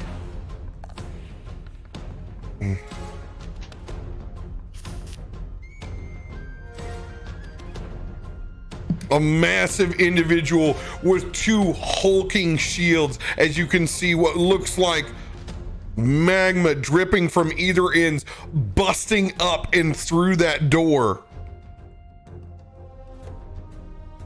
Immediately making eye contact, looking over at you. It literally is Infernal Machine against Warforged, as it looks to push you back with these spike shields slamming into your side. All right, this is a +12 to hit. 26.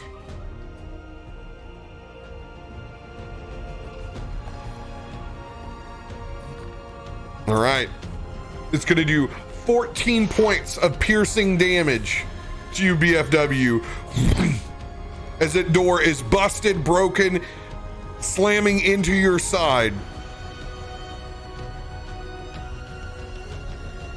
Ragnan, in this congested hallway, it is your turn.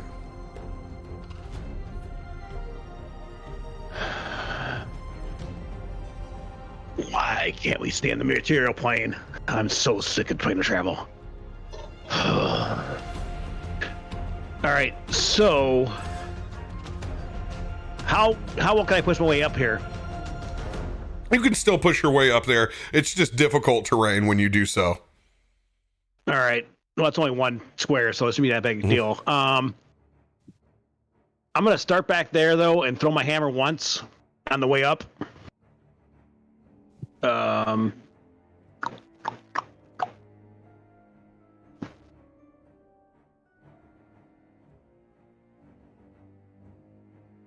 It's that 3 attack thing. 10 plus 8, so 18. 18, double checking right now. Had to get its card up.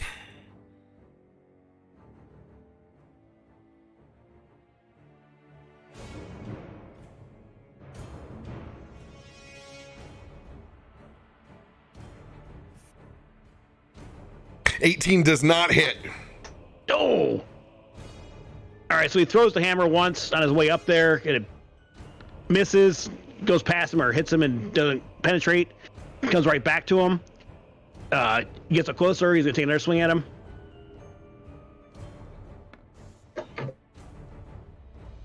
That's even less, right? That's a 20. Does not hit. Holy hell. Alright. Let's do one more swing at him. Gotta love. I will fire 3 swings. This is level 12 combat. Oh, and it doubles up again. So he missed again. Oh. So he basically throws the hammer at him once, it bounces back to him, then he swings at him when he gets up closer, swings at him again, and disappoints everybody. It's like a damn Cubs player. So,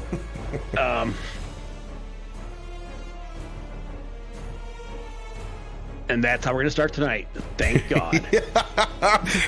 Dwarven thrower in hand, clink, and it's not missing. You're just literally chucking it into these massive spike shields.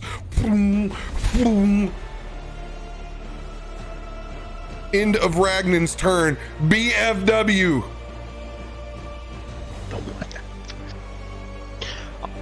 All right, BFW is going to take to this guy's square a little bit and ready his axe as he swings down with.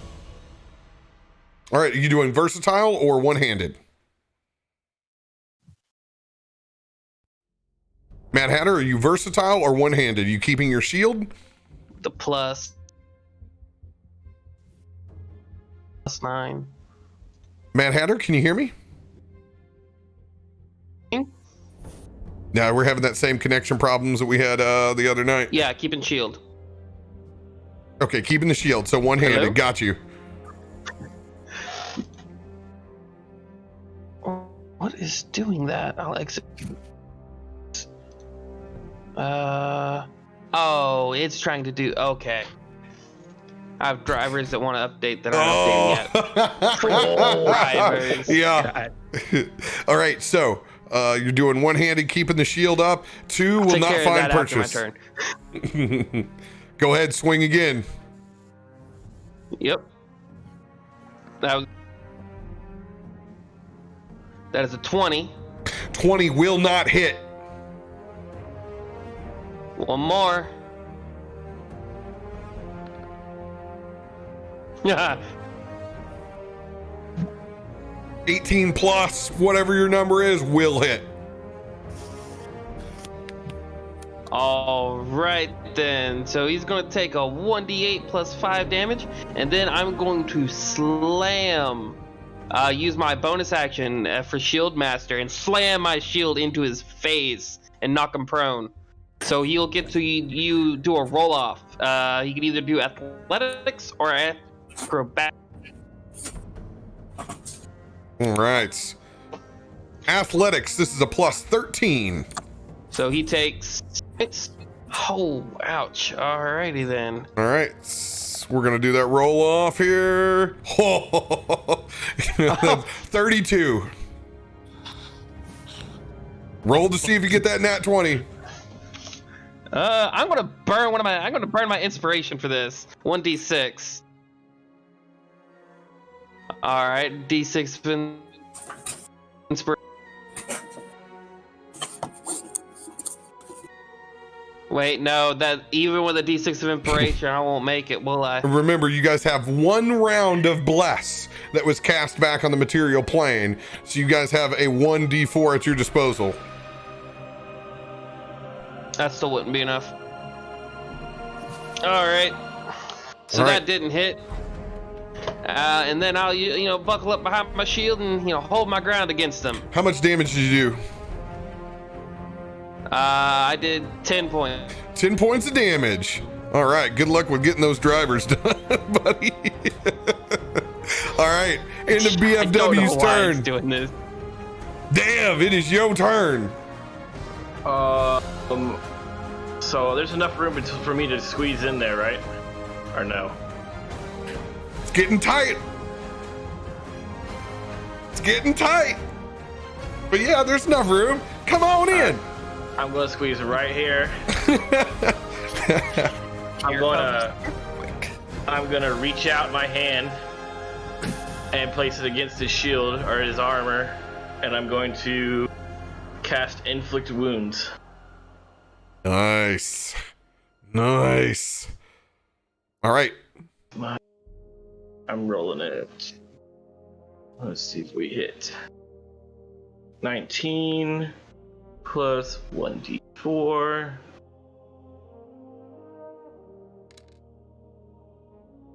$21 just hits. Let's go, baby. Hell yes. 27 points of necrotic damage. 27 points of necrotic damage. And then spiritual weapon's gonna come in, hovering up high up, and it's just gonna swipe down. From what you can tell, necrotics seem to be effective, as the flames behind and inside this armor begin to pull back and recess before it lighting back up again.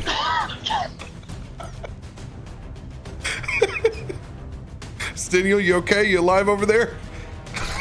Wrong pipe. 24 for the spiritual weapon. 24 will hit. Is a 12 points of damage. Oh my god. Let's go. And then that is my turn. Draxar, come up in the pile, baby. Come up in the pile. Man, that's a cluster right there. Is there even any room for Draxar's freaking broad ass shoulders to get up in there? God. This big boy. Sometimes you gotta force it, man. This thick boy. That time you were literally looking at taking chargers. Thickest D&D on Twitch, bitch. The girthiest D&D on Twitch. Y'all ready for some girthy D&D? Yeah, you can push forward up there. All right. I'm just gonna do the good old Midwestern, just scoot. Your Dragonborn has Midwestern sensibilities. What's this going on? I'm just trying to scooch on up as he's pulling his shield out, and he's kind of holding it a little bit lower, just to like get ready to help try to protect if he needs to. But he's also pulling out a nice big battle axe, and he's gonna just kind of flex his arms a little bit as all of his scales just kind of line up, as he just gonna need a little more room, as he's gonna just girth up a little bit more as he enters into a rage. Hell yeah. Both sides of his battle axe on the blades are going to turn a little more white as he's going to try to just fine line slash right into that. A Dreadnought. Let's go. Oh, yeah, let's go. That'll hit. 30. So for this first one.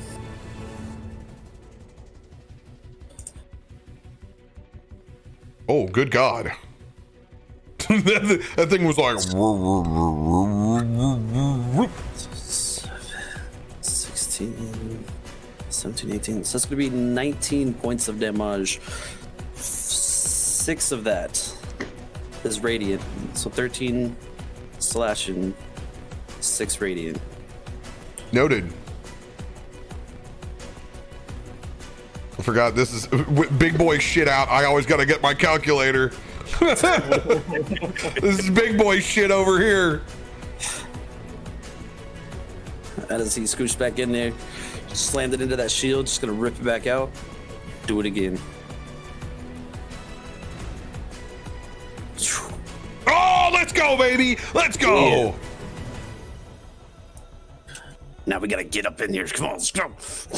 Slams that axe in there again. Get all up in there. Gotta get all up in there.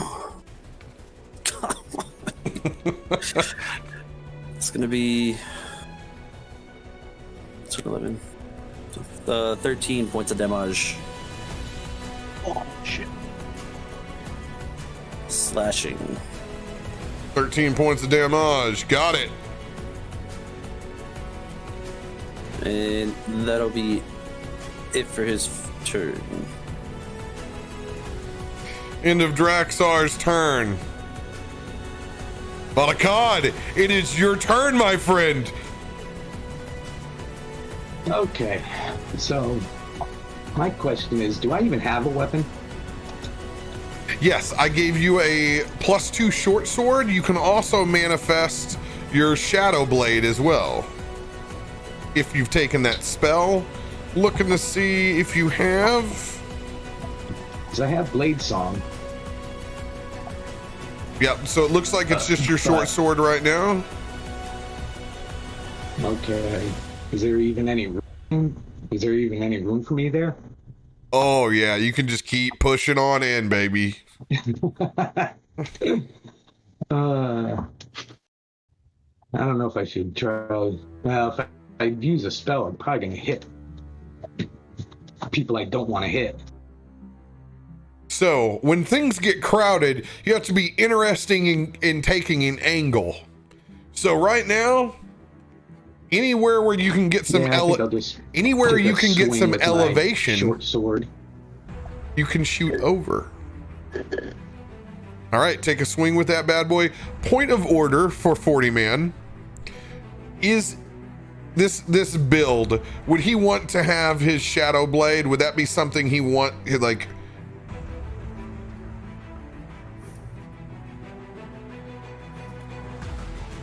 Can't hear you, 40.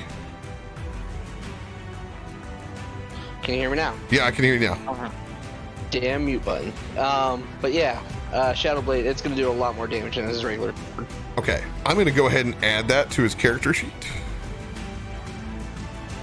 What level spell is that Shadow Blade? I believe it starts at 2, if I remember right. Okay. So is that a spell? Yes, Yep. It's a bonus action spell. So we're gonna have that spell already on.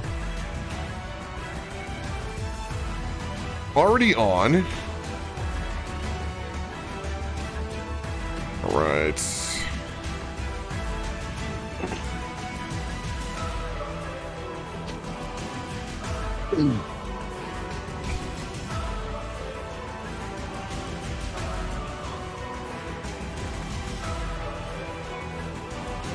Oh god, this is crazy. It's like on Wizard, it's like learn, add. Okay. Yeah, it's kind of complicated. Yeah, especially I haven't looked at a lot. I haven't, to be honest, never really had a level 12 before on a D&D Beyond sheet. This is wild. Yeah, there's a lot of spells. You did use Blade Song, right? I haven't. Yeah, he used Blade Song. It's on. Those are all, for your first time here. Any of that combat preparation, we try to make sure your turn you're doing cool shit. So we try to get that all levied through before you actually go in. So we're gonna say that Blade Song is on, Mage Armor is up. So I'm gonna go ahead and cast Mage Armor on your sheet. So now your AC is 13 plus your Dexterity. So your AC now is 17, even though it's not reflecting that at the moment. Let's see here. Okay. It's probably because 14. Yeah, so your AC is 17 at the moment. Give me 1 second. I'm going to get this bad boy on here for you.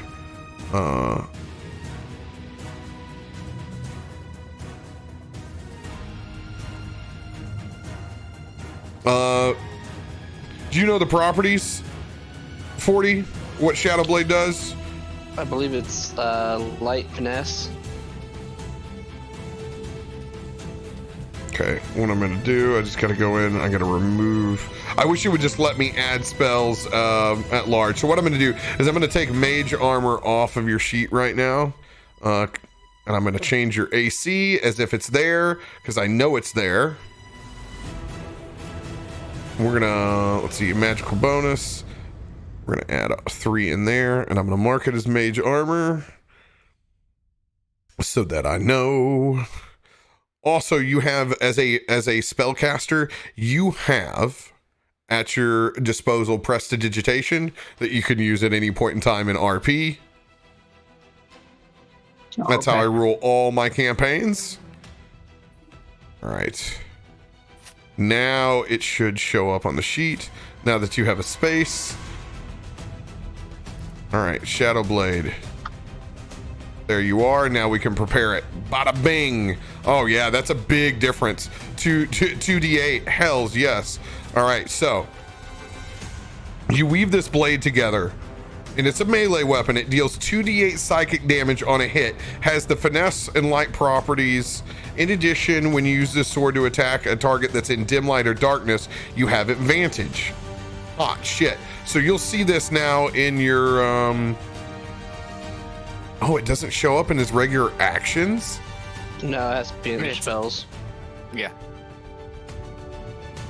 So that's where you roll the damage for it in there. Okay, so if you click on your let's see if I can pull that. I'm gonna try to pull that over. Display as an attack. God, I love you. There we go. That's what you have to do, 40. You have to display as an attack. Oh no shit. I'm good to know. There you go. So now it's showing up as a it shows up as a bonus action, but that's just the casting time. This magic sword lasts. So now I need to go in and modify it so that it has your proficiency to it. So it's a plus. Let's see here, +4. Okay. Hey, we're learning on the fly right here. This is gonna help me for future. Yeah. Okay, so then bonus damage. I'm gonna put that in. It's got a 4 for your proficiency. Okay, so if you look down now, it's listed as a bonus action, but it is there for you. And so it's finesse. You are going to be able, as a wizard, you can swing this once with your main hand. Okay. I mean, I'm still not seeing it, but you may just need to so what you'll do, look at the main block over to the right. You'll see actions. It's the very first block. And what you'll do is you'll scroll down. The very first bonus action that's listed says Shadow Blade right there. So actions and then bonus action? Yeah, this is listed. It's listed under a bonus action, but it's there. It's 2d8 +4. So now that we know that, we know that number. Question for 40, just one last check on this. Mm-hmm. He can only swing that once as a wizard, correct? Yes, unless he has, he should have like 2 attacks. I do. Does the Blade Song gives him 2 attacks? The Blade Singer class itself. Blade Singer, its class gives it. Okay, so you're able to swing this blade twice then. Good deal. Okay, so go ahead and roll the hit on this bad boy. Yeah, and I just did a refresh. Everything's there. Awesome. All right. All right. So 1d20.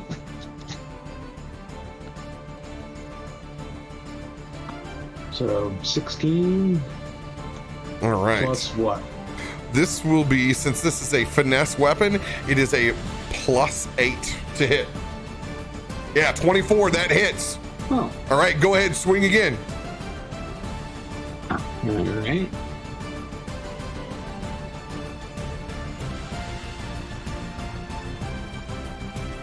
Mm, 17.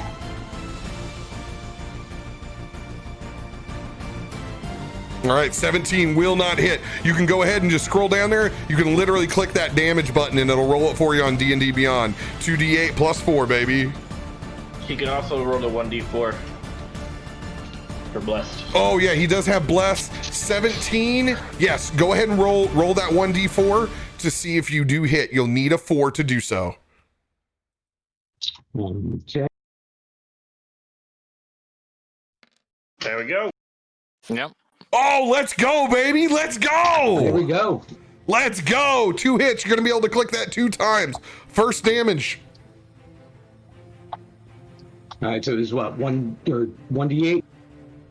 No, you just need to click the button, literally. So you see Shadow Blade, bonus actions. You see the damage part. It says 2d8 plus 4. Click that button and it'll auto roll the damage for you.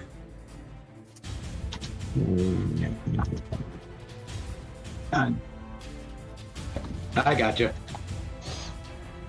Yeah, it's the easy button.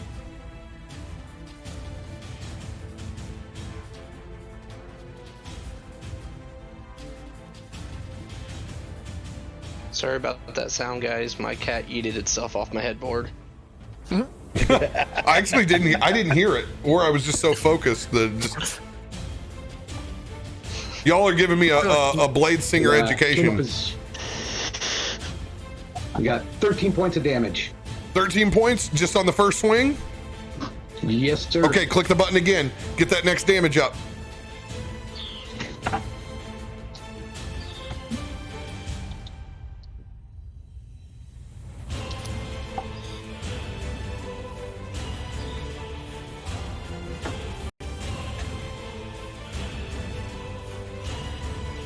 All right, 13 plus. What's the next piece of damage, Wicked?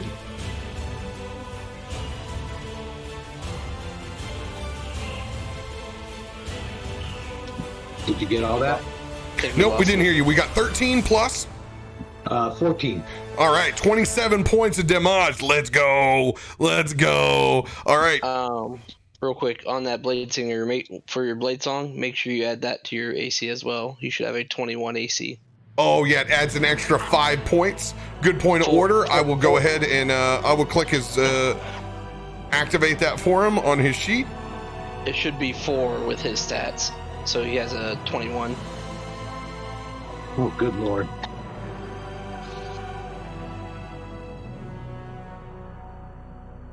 Is that in features and traits that you click that bad boy on? Yes. Should be class features. Oh, I'm over here looking at mine. I'm like, man, I don't see that shit.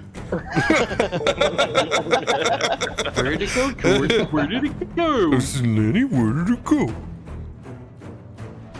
All right, I have to go in and override again, but I can do that.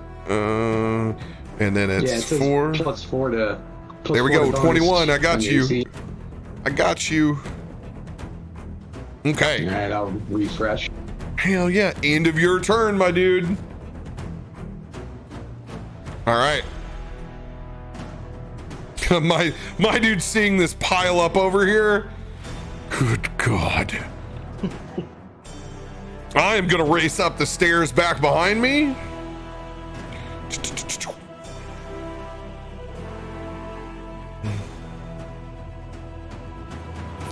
What benefits? What benefits? I'm going to cast Hunter's Mark with my bonus action on that Dreadnought.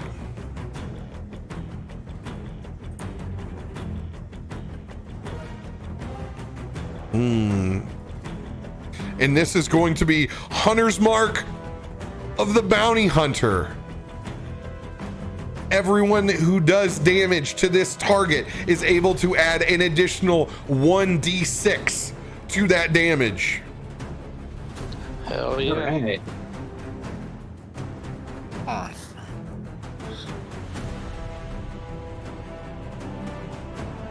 All right. We got all the goodies on.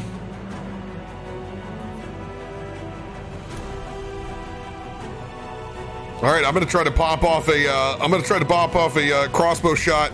I'm gonna sheathe my 2 obsidian blades. Come on, baby, you gotta be better than Bronson, man. You gotta be better than Bronson. All right, -5, so 13. This is a +8.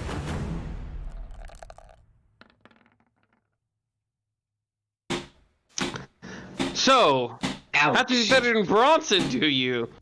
It went from a 13, which hits, to a 1. Why do you hate me, Roll 20? I put Bronson away. I put Bronson away because you did this to me the last time. Which one of us are you hitting? I take my crossbow and I fucking throw it.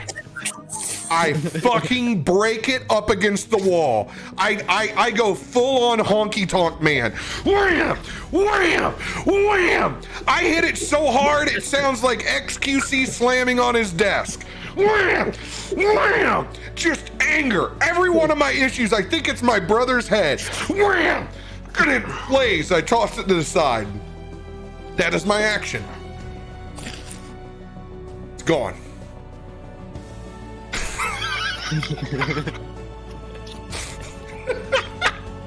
Well, No more crossbow bolt. heavy crossbow bolts for me.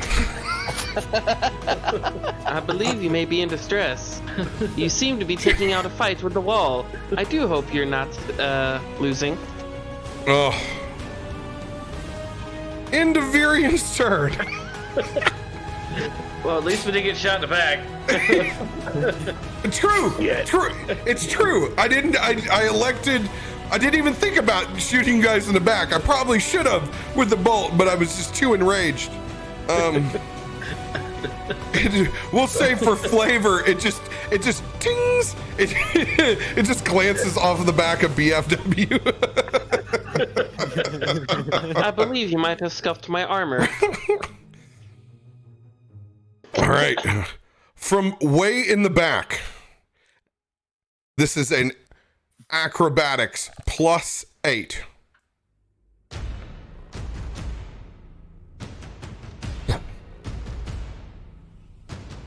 You look out and you can see a shrouded individual jumping up on the shoulders of this Afridi back behind the Dreadnought.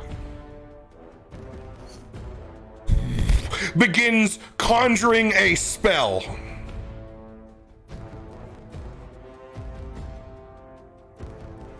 As it does, casting Fireball at the 5th level with Careful spell. I need dexterity saving throws from everyone. Jeez. Reaction! You have... And your reaction is what? Part of my shield master ability. I can interpose myself in between my shield and it when it comes to dexterity things and block all damage. As long as I pass the check. This is... Same. This is what again? This is a... Shield Master. It's a feat. But it does take a reaction. You have to use a reaction for it. Okay, And I use a still have to pass the check. Okay, it's if you pass the check, then you take no damage. Got it. Noted. It's like the thief thing. It's like half or no. Mm-hmm. All right. Dexterity saving throw DC 18s. And I get advantage. All right, so we're gonna do this one at a time, snaking down. It's gonna go Dev, Mad, Drax, Ragnan, and work its way down. Dev, you go first. Question for Razia. Since you're a paladin, you have the aura of protection, correct? I have no idea what he's rocking. That's why I'm asking the questions for him. Cause Yep, I remember.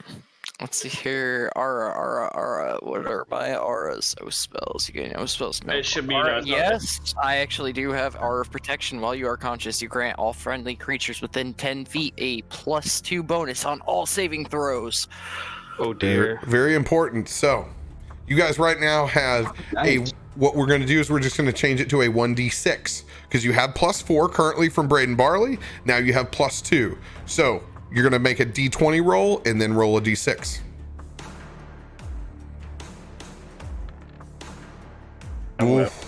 I get hit. I get hit hard. I'm not even gonna roll the guidance. BFW. All right.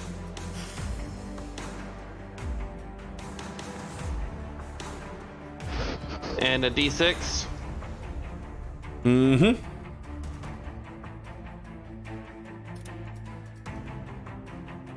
Oh wait, there's not supposed to be a +1. So 3. Will not get the job done. 28 won't do it. Oh, you have a +11. I'm sorry, I didn't see that over here. Yes, you will succeed. Draxar.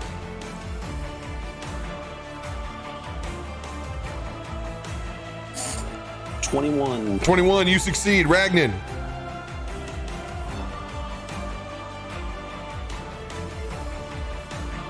$18. 18, you will succeed.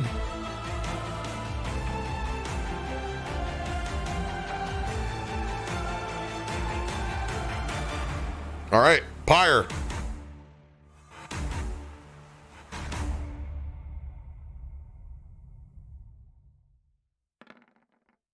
Oh, 21. 21, let's go. So you're Asmodeus, so you're gonna take no damage because you're resistant to fire. So yeah, let's go. Or no, you would take half of a half. Got you. Yeah, you would take half of half. Yeah, you'll take a quarter. Okay, Erasius, let's go. All right. So Dex plus a D6. Mm-hmm. Okay.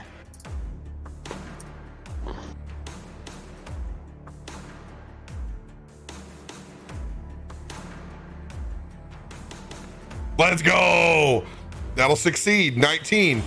All right, Velikad, give us a roll. He has advantage on these, if you didn't know. All right, so give us 2 d20s.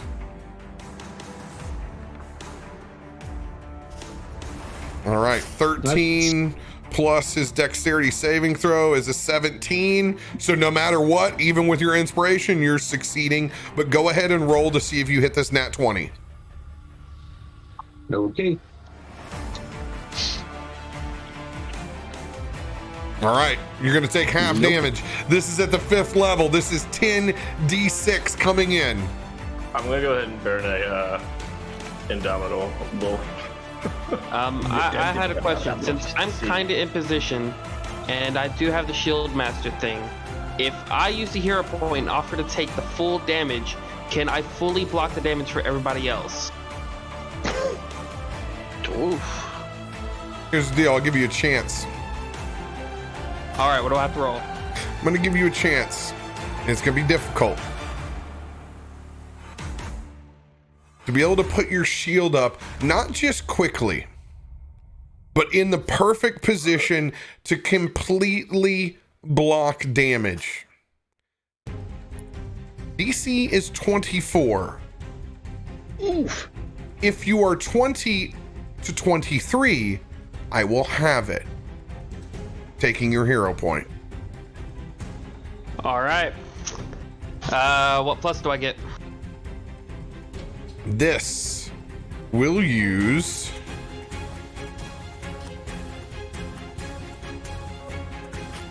being an ability check.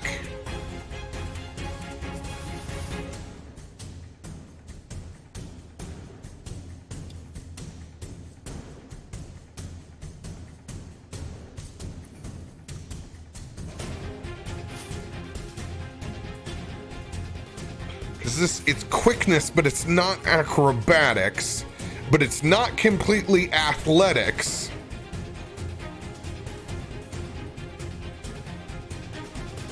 What I'm going to do is I'm going to give you the plus to your acrobatics, because that would be what you would be using for dex with proficiency. So this is kind of going to be like shield proficiency kind of deal. So this is a +7. You have a 1d4 to roll for the ability check as well. Go ahead, roll that 20 plus 7. All right, I'm also going to burn inspiration for this, just to make sure. 17 plus a d4.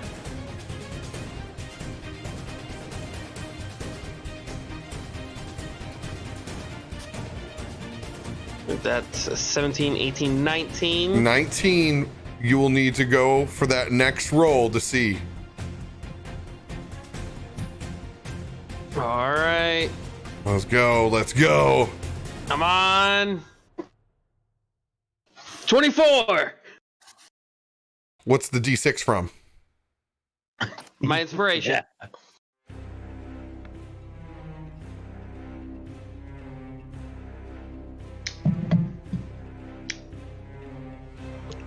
Okay, yeah. Sorry, that tracks. Okay, so 24. Cross out the inspiration. You said the 24 was the meat Correct. at it. Correct. However,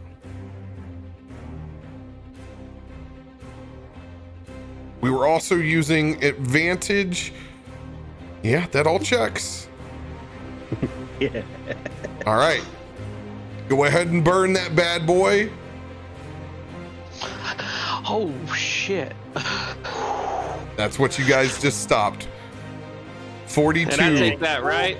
42 points of damage. All right. Yes. You will be taking 42 points. But that kept everyone else from taking anything. So I'm okay with this. Here's 22 what points. It's only a flesh wound. Here's what I'm going to do. Since you hit 24 on the dot, give yourself 21 points of damage. I'm going to have the shield block the other 21. All right. Let's go. Let's go. Big plays, baby. Well done. He was just like incoming. Just lifted up the shield immediately over everyone else and just took it. Damn, son. This mage looks back. Thank you very much. You could see just confused eyes as you literally plug the hole. And you go full Tormund's door on this bad boy. Shielding this bitch. It's gonna flip off the shoulders. I about did a flip into some lava. I got real close to doing taking a lava nap. Yeet. That would have been pretty bad. Yeah, yeet. All right, we got another one. Acrobatic somersault. Jumping up over the top. Oh, yeah, baby. It's jumping up and over.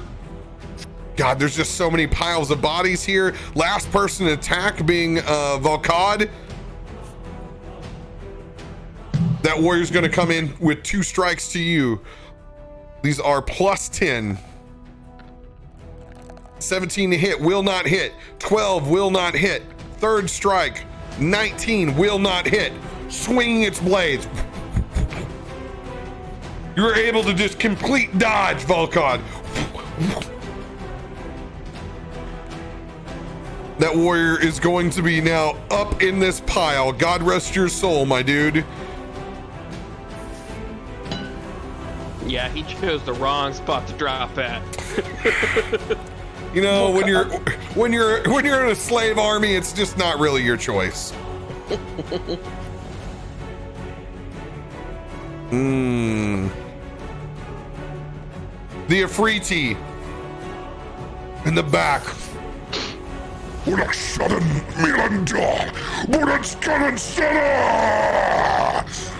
As it raises its hands, conjuring that elemental up from the lava. It is going to creep up this edge, spilling in through a window, pouring out over and consuming into your space. Drax. All right, when it is in your space, let's see here. Fire form. It can squeeze through 1 inch wide. Creature touches the elemental or hits it with a melee attack. All right, 1d10 while you're in this space. All right, you're gonna take 5 points of fire damage. It is also going to try to hit you twice as it's forming, twisting around you. These are plus 6 to hit.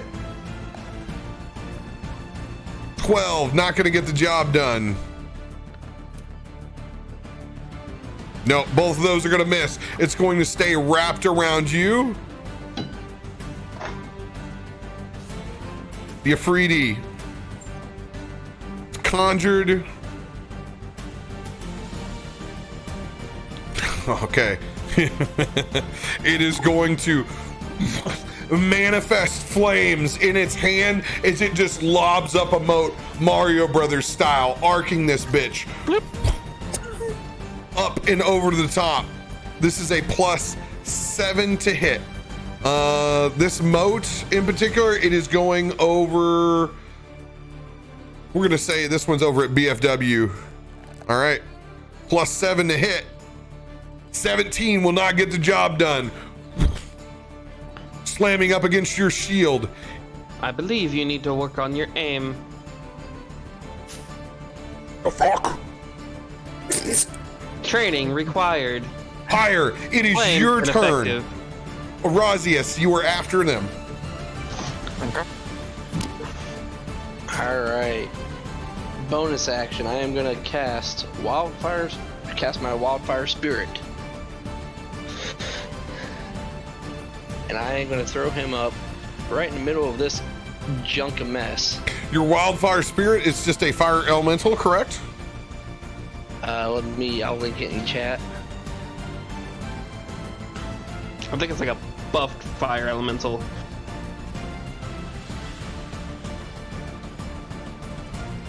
But at the end of the day, it's a fire elemental for you, correct? Yeah. Okay.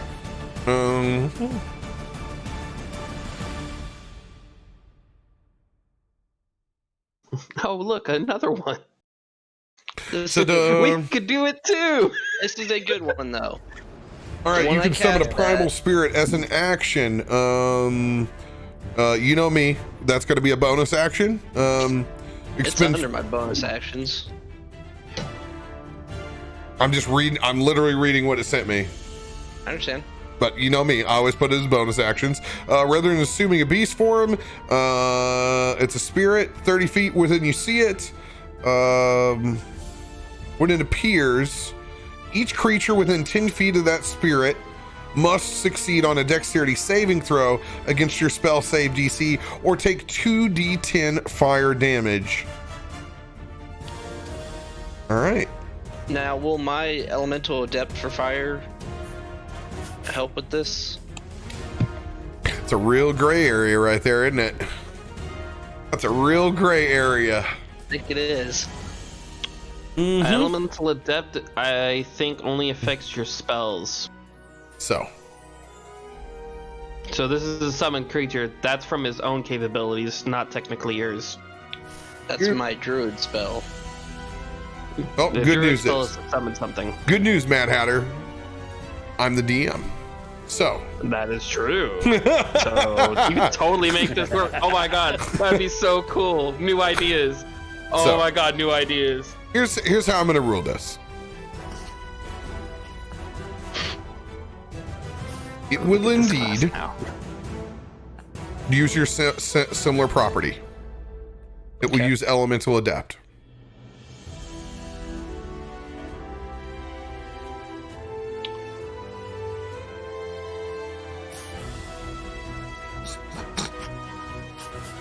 It's a beautiful thing. Oh, it makes me so happy. That is going to be so awesome.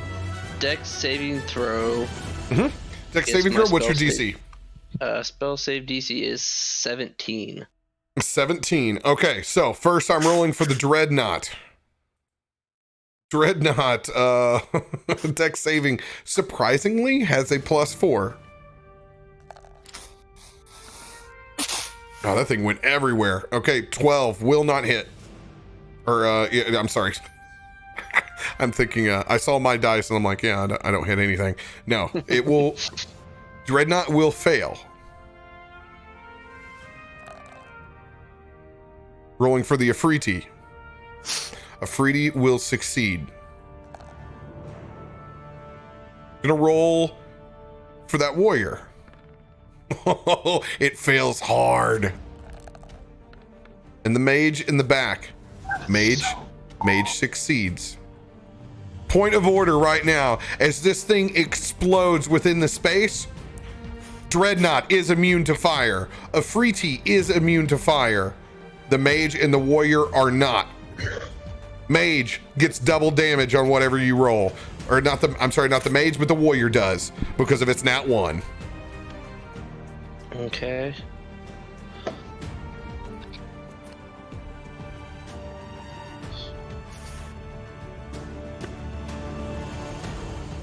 Oh. Okay, I forgot. So these warriors have resistance to flame. The other ones have immunity. So it will be, what's going to happen is the warrior's going to take your full damage. The mage will take the half. Okay. So I did 12. All right, you did 12. All right. Warrior's getting all 12 points of that fire damage. That mage is getting 6 points.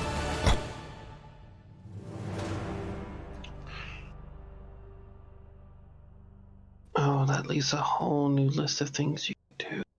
So, does Elemental Adept not affect immunities? No. Okay. It's good to know, because I did not know that.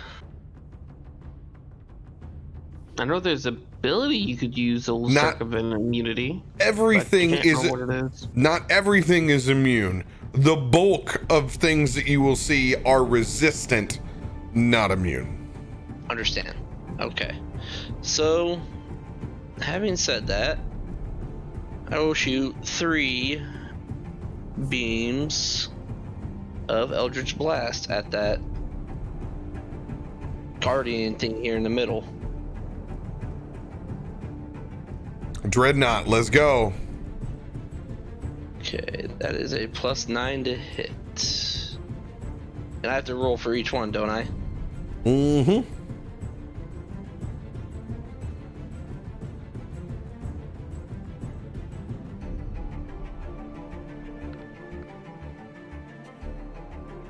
None of them.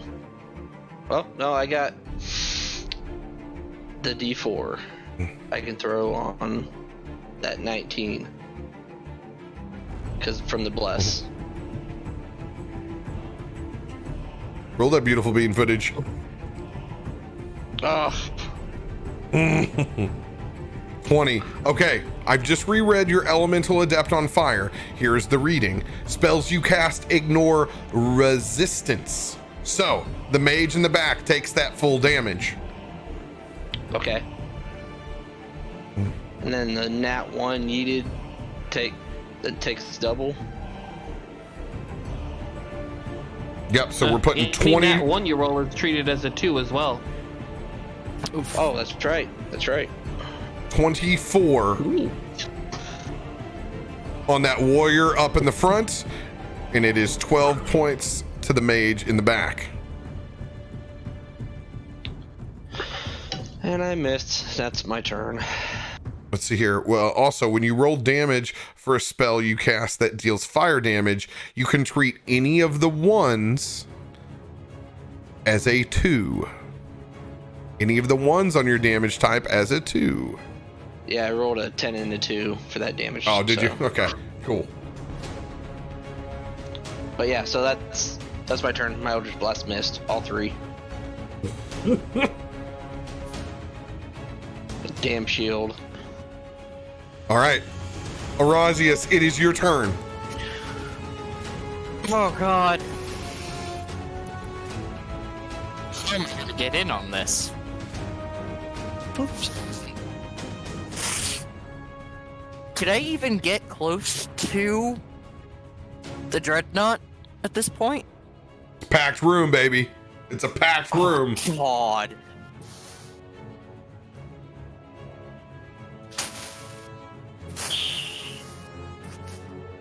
You could always do some fancy acrobatic stuff. Hop on top of my shoulder, swing, then jump away.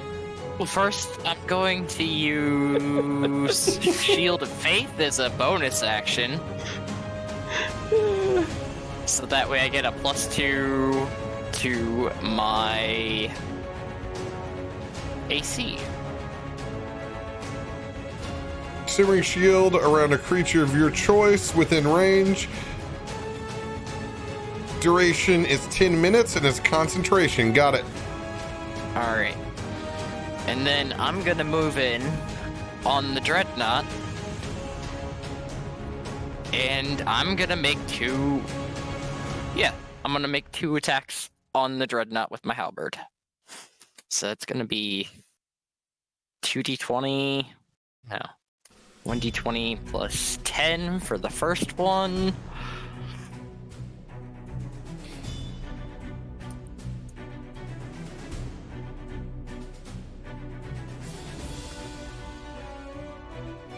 $27 to hit. That'll hit. Alright. And then second swing. I guess.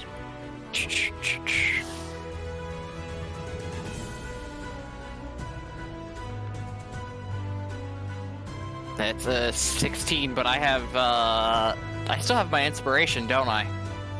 I don't know whether you have inspiration or not. You do have bless that I've given you. Yeah. That's a D4. Mm-hmm.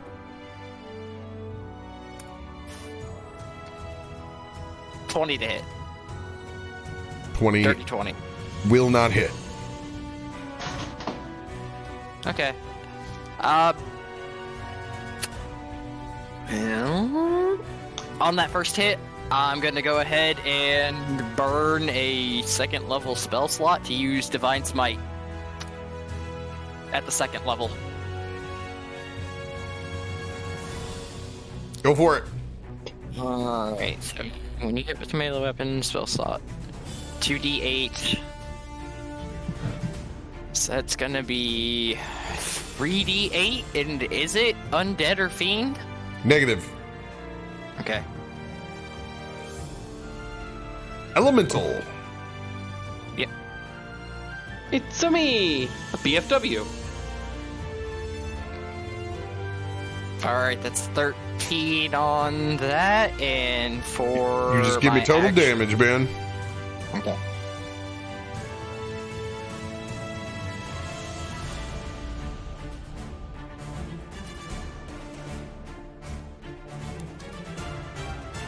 $27 radiant damage. Right, 27 points of damage. Let's go, let's go. It's starting to take some serious wear and tear.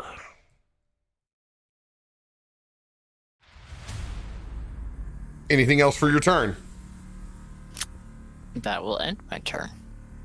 All right, guys, we got 14 minutes left on this bad boy. We're going to try and get as many turns as we can in right before the time. All right, it's going to slam and bash its shield into you, BFW, twice. These are plus 13s to hit. Oh, let's go, baby. Let's go. Let's soak up some of them ones. Slamming in, you're going to be able to take one of those shields and you just rip it away, yeeting that bitch into the lava. Lowering its AC down to a 19. Oh yeah! Second shield. Gonna try to bash into you. 28 to hit. That hits. All right. It's going to do 22 points of bludgeoning damage.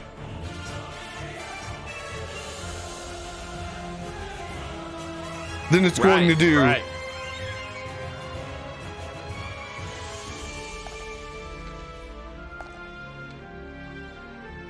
9 points of fire damage as that shield ignites.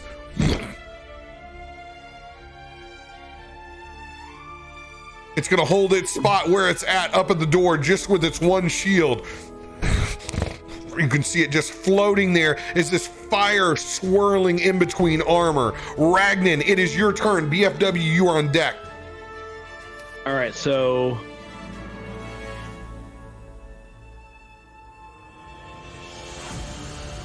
I'm gonna.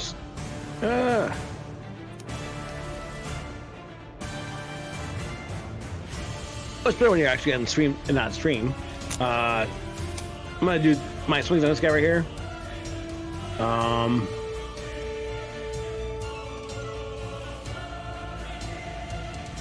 First swing.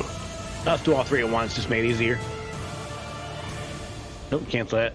Ignore this. Oh, I'm glad I said that. I am glad I said that. No, I didn't. Y'all heard ignore this, right? What? Y'all What? heard ignore this, right? What would you be doing different than rolling a d20? Tell me all three at once. Oh, no, my friend. No. Well, you got a 7, a 15, and a 17. So, go ahead. Let's see here. I'm taking the D1 on my own liberty. It's plus what to hit? Well, let's agree, though. The 7 is a 1, right? Yeah, we'll take 7 as the 1. Mm-hmm. All right, there we go. Bastards.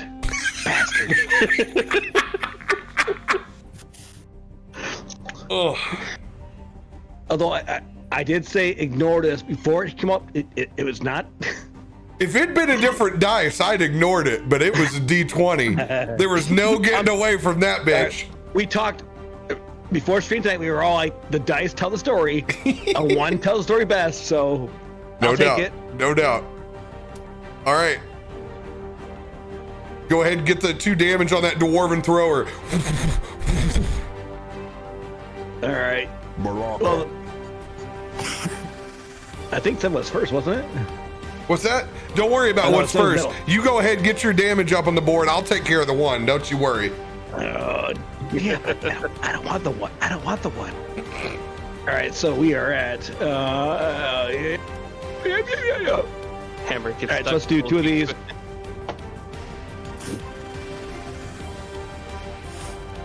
So it's a 9 and a 10. So 19. 19 points of damage. For both.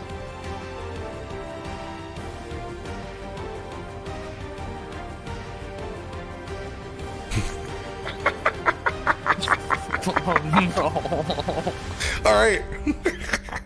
This is fantastic. He smacks himself in the old groin.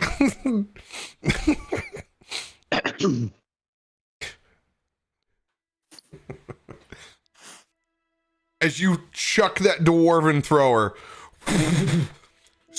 it flying in, once you crack the helmet of that dreadnought, just flames and fire sticking up from this thing.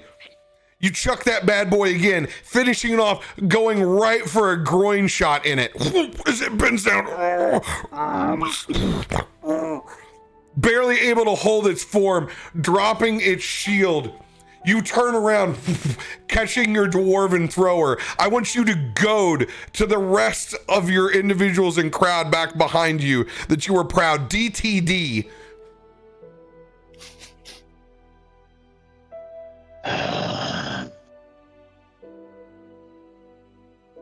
That is how you deal with this nonsense in these other planes. You gotta go hard, go fast, go strong, or don't go away. Stopped! This thing falls forward, hitting you in the back, pinning you down all the way prone in the middle of your speech.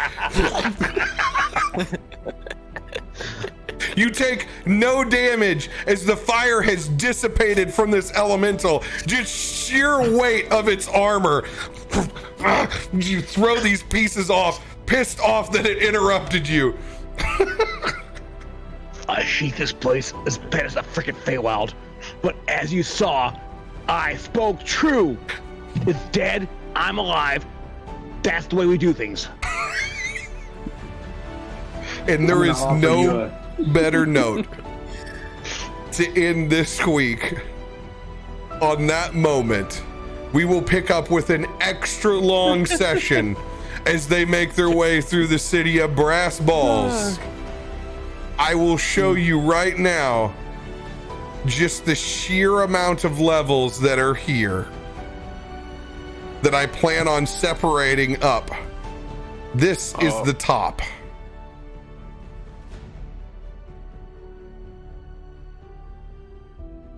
Whoa.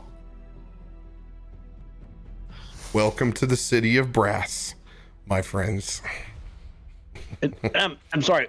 If y'all expect anything less than this, what? I can recognize that Gabriel Picard work right here. So, You guys have some magic items. I want to take care of all of those off stream and get those on your characters immediately. Send me individual DMs. I know we already have one to get you, Estinial, and I think Dev, I saw. I'm good. No, I got to give you a second one. You had 2. There's a second. The other one's an E. E. I still got to get you an E. Dev, I saw you got one in chat earlier, right at the very beginning. You got 4? All right. 5 being Thor. 4. Here in just a second, we're going to roll for those bad boys right here on Roll20, and we're going to get them done, my dude. Love you guys. Thank you for sticking around for a ton of technical difficulties on my side as we get this shit streamlined. I love you guys. Thank you for being unbelievably patient with me. Thank you to the community. We're going to get way more D&D, and I can't wait for these community games to get moved to Friday and Saturday night, so they're not so we can just play. Damn it, we can just play. I love you guys. We'll see you tomorrow night. More D&D. Revenge of Strahd's coming back at you. Love y'all.